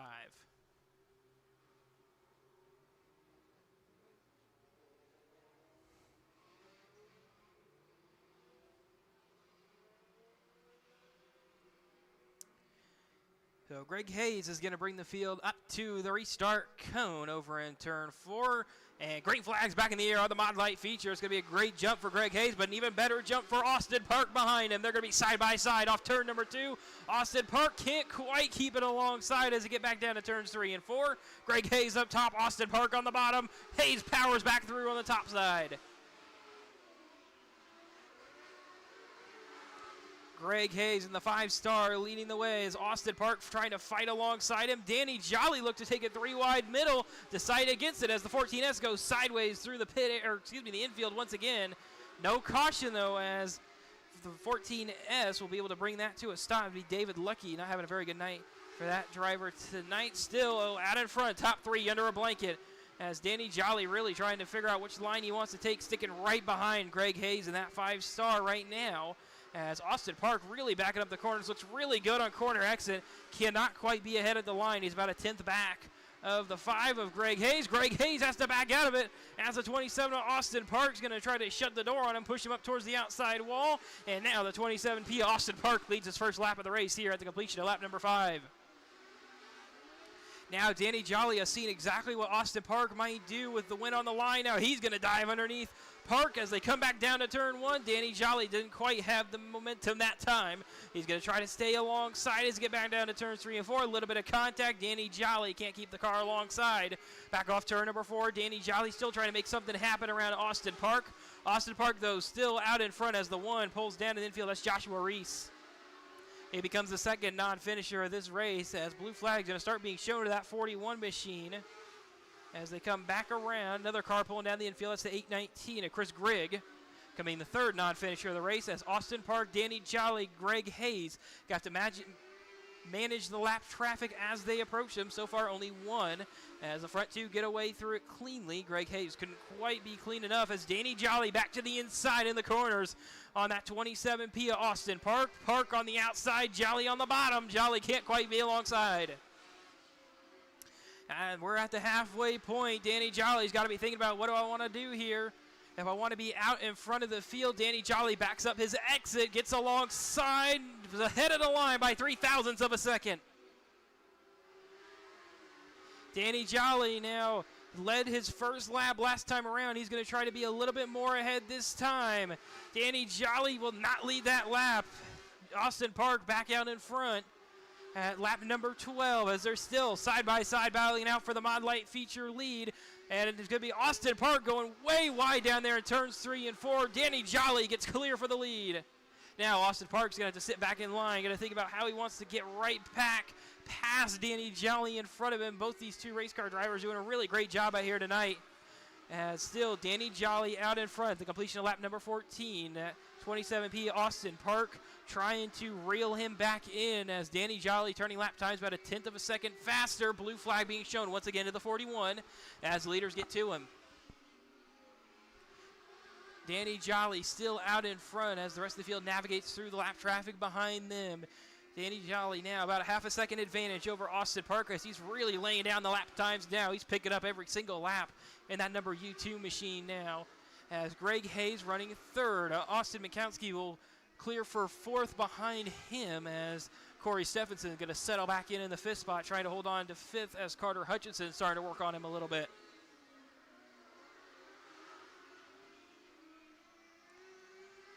Two to go this time for Danny Jolly as he's continuing to extend his lead to almost a full second over Austin Park. Park running out of time as they come back around off turn 4 to the white flag.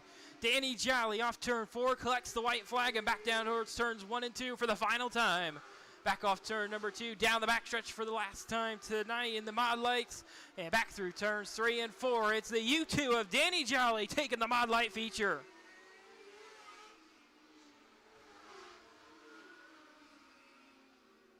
Danny Jolly picks up the win in the Mod Light feature by a second over Austin Park, who finishes in second. Greg Hayes third. Ben Mikowski will finish in fourth. Corey Stephenson fifth. Carter Hutchinson sixth. Brian Nance seventh. Andy Tregusser eighth. Jimmy Arthur ninth. Casey Davis 10th. Chris Grigg, Joshua Reese, David Leckie, the three non-finishers out of the Mod Light feature tonight. Danny Jolly heads to victory lane for the first time this year here at Coles County Speedway. Last race he attempted was last week. As he has only second start here at Coles County. Finished 6th on August 17th in his first start. As they make their way down towards victory lane in that U2 machine, Danny Jolly is going to be joined by our victory lane reporter, Kevin.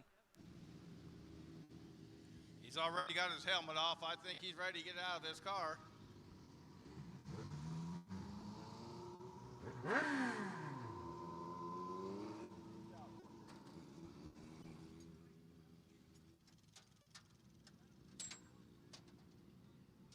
Danny.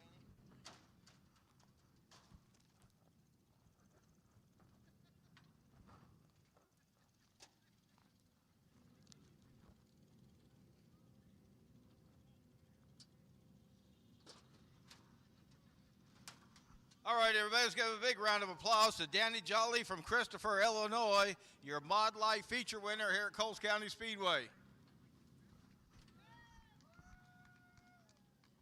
First off, congratulations, Danny. Good race. You guys were in a heck of a battle there. You and Austin parked there for a long time, and finally on about lap 13, you got down underneath them and made it stick, and kind of went away from there. Yeah, Austin's a good racer, good clean driver. Thank you, buddy. Yeah, we've always had some good racing together and never had problems with each other. I got to give hats off to this guy, this crew, with this racetrack here. This is the second time I've been here, and we had good runs both times. Hell of a racetrack. Hope we get to come here a little bit more often. Yeah, well, you guys put on a heck of a good show. Every time you guys come up, we're glad to have you and want to see more of you, so bring your friends. Yeah, I appreciate that. I'd like to thank Gilbert's Funeral Home, Weeks Chevrolet, Kaylee's Magic Lamp Shop, Riggs Drilling Solutions, Made Right Sandwich Shop, T Street Pub, Auto Trip, the Casino in West Frankfort, as Nest Tavern, and everybody that helped me out on this car. I'm a little out of breath, so bear with me. But yeah, I appreciate it, and I hope we can come back. All right. Thank you. Once again, congratulations. Everybody, one more time, big round of applause to Danny Jolly, your Mod Life feature winner at Coles County Speedway.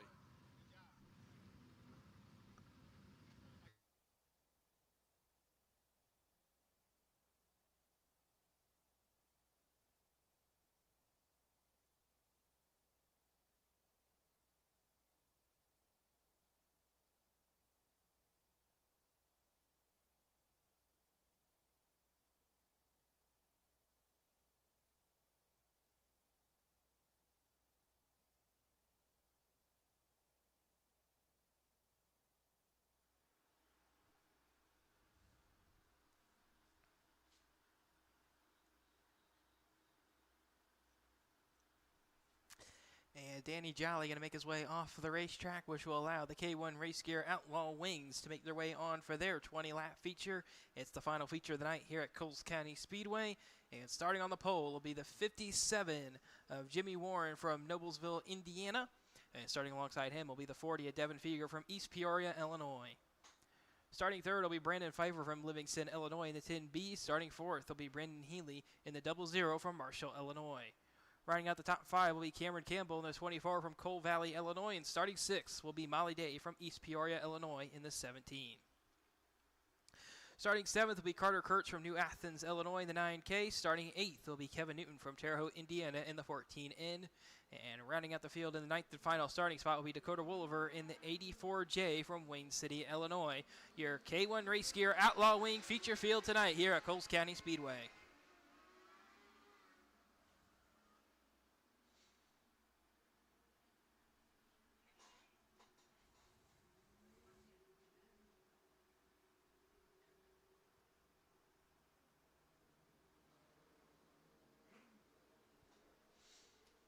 Caution lights extinguished for the K1 Race Gear Outlaw Wing feature. It's the last feature of the night as Jimmy Warren and Devin Feger are going to be leading the field to the start cone over in turn 4. And Jimmy Warren, Devin Feger looking for the green flag. They're going to get it here on the K1 Race Gear Outlaw Wing feature. Devin Feger did not get himself a very good start, but going to get right to the rear bumper. Going to give him a big shove to the back of the 57 to Jimmy Warren. And here comes Devin Feger, splits it middle 3, trying to take the lead away. And he just about will back at the line.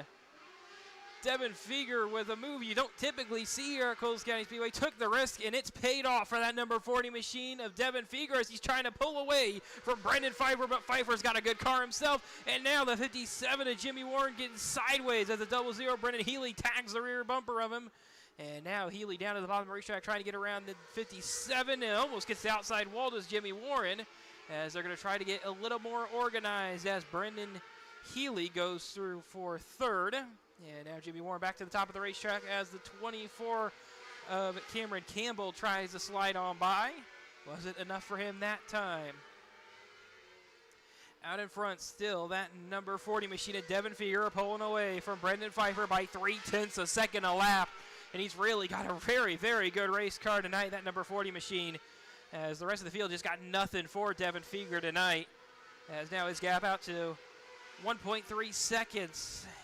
over Brendan Pfeiffer as Pfeiffer himself starting to come under pressure from Brendan Healy. Healy on the outside, Pfeiffer on the bottom as they come back through turns 3 and 4.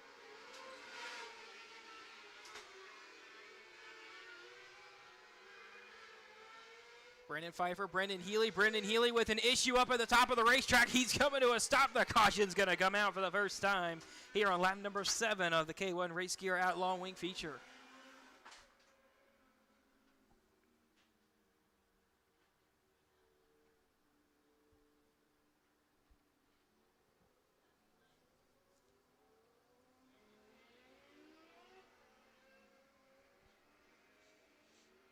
So Brendan Healy was running 3rd at the time, and now he's going to need help getting refired if he even can get that car refired.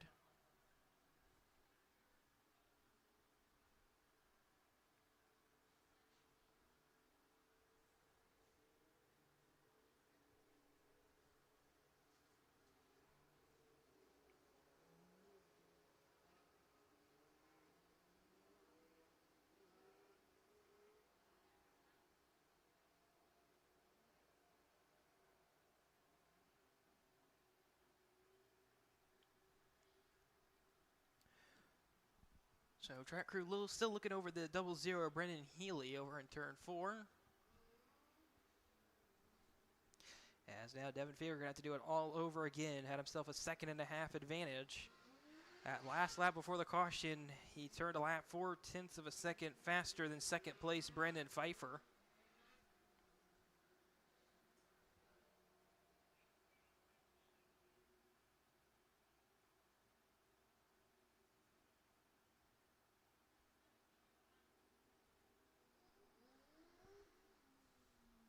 And it looks like, unfortunately, Brendan Healy's night going to come to an end as he goes up onto the hook in that number 00 car.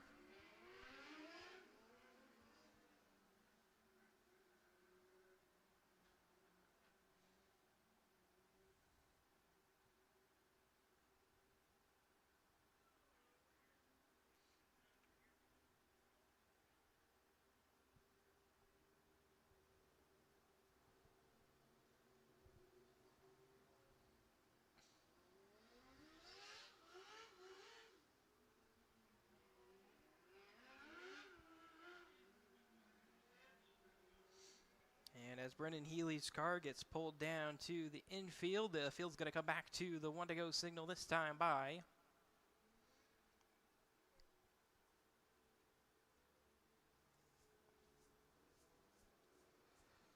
And with that, the caution lights extinguished once again for Devin Feger as he's going to be leading the field back to green over Brendan Pfeiffer and Cameron Campbell. Jimmy Warren, Molly Day, Carter Kurtz make up the remainder of the K1 Race Gear Outlaw Wing feature field tonight. Devin Feger going to bring the field up to the top part of the racetrack, dives at the restart cone, green flags back in the air on the K1 Race Gear Outlaw Wing feature, and Devin Feger pulls way out in front of the field as time they get down to turn 1. He's got himself probably already almost a second advantage over Pfeiffer in second. Pfeiffer, though, claws it back down there. It's half a second advantage at the line is Devin Feger's lead. As now Molly Day starting to work to the inside of Jimmy Warren. As Warren sliding up there at the top of 3 and 4. Molly Day not quite alongside for the 4th spot. She's still trying to work her way back around as she comes off turn 2. She is on the inside of Jimmy Warren, and Molly Day to the inside trying to take this 4th spot away. She just about does, coming back down to turns 1 and 2. Jimmy Warren had to back out to try and make a move down there in turn 1, and Molly Day easily clear now for the 4th spot.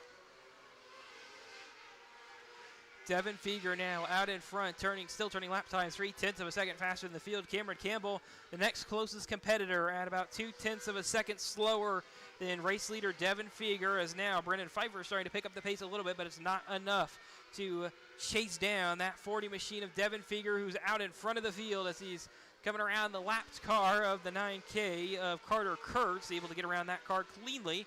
He picked him off in a good spot as he does not lose much time to Brendan Pfeiffer behind him. Pfeiffer running the bottom is going to make it difficult for him to try to get by as he's going back up to the top of the racetrack down in turns 3 and 4 as he just about catches him in a bad spot on the exit of the corner. And Carter Kurtz going to not finally allow him by, but he's finally going to get passed by the 3rd place car as well. Let's the 3rd place car go. as Devin Feger with a 2-second advantage as they come off turn 4 this time. Brendan Pfeiffer really just doesn't have anything for race leader Devin Feger. Cameron Campbell just turned his fastest lap of the race, but he's a full second back behind the second place car, Brandon Pfeiffer. As the entire field spread out, as there's over a second between each car.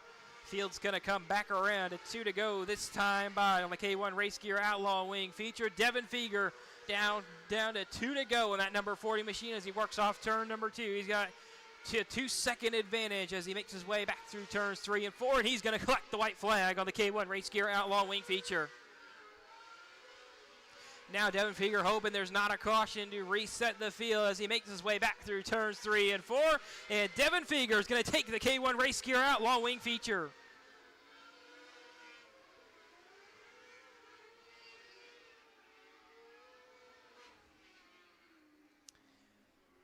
Devin Feger picking up his first win of the year here at Coles County Speedway in that number 40 machine by 2 seconds over Brendan Pfeiffer. Cameron Campbell finishes in 3rd, Molly Day 4th, Jimmy Warren 5th, Carter Kurtz will finish in 6th. Brendan Healy, Kevin Newton, Dakota Wolver will be the non-finishers out of the K1 Race Gear Outlaw Wing feature.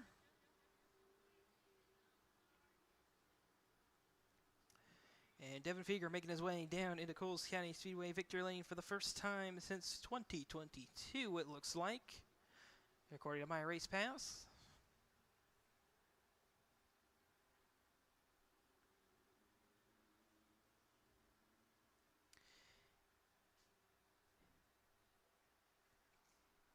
And Devin Feger is going to be joined once again by victory lane reporter Kevin.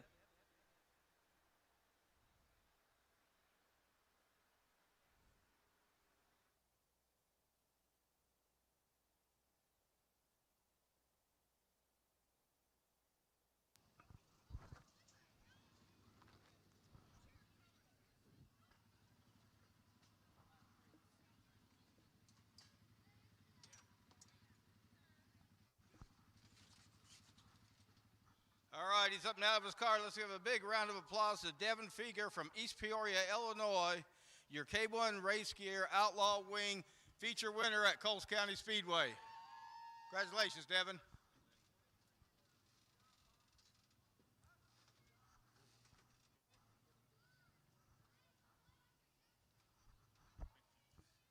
All right, once again, congratulations, Devin. I'm not sure what to call the beginning of that race, but there was a lot of you guys going for the one piece of real estate there. I mean, for the first couple laps, it was pretty darn exciting. Then once you got out front, you just took off. Yeah. I feel bad for hitting 57. I'm sorry for ass packing you in 1. Yeah, that start was a little crazy for me, but that's okay. I got to thank Tyler, TW, whoever Papa is. Where's Pop? He's back here checking the car. Old man's hurting, but he's still here.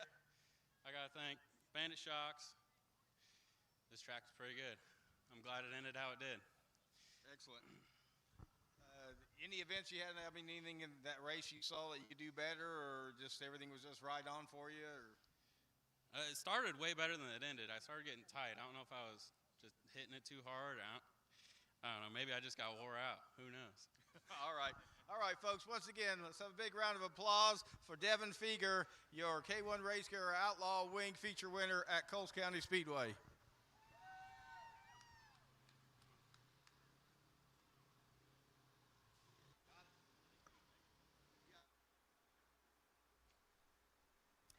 And with that, that will conclude the racing events tonight here at Coles County Speedway. We hope everyone here at the racetrack enjoyed it, and everyone at home enjoyed it as well. We're having next week off before the KKM Challenge is the biggest payout in KKM Challenge history. It's a 4-day event. Wednesday is going to be a practice day, and the next 3 days of racing action here from Coles County Speedway. That's on September 4th through the 7th. We want to see you back here at the racetrack for that. And until next time, for Coles County Speedway.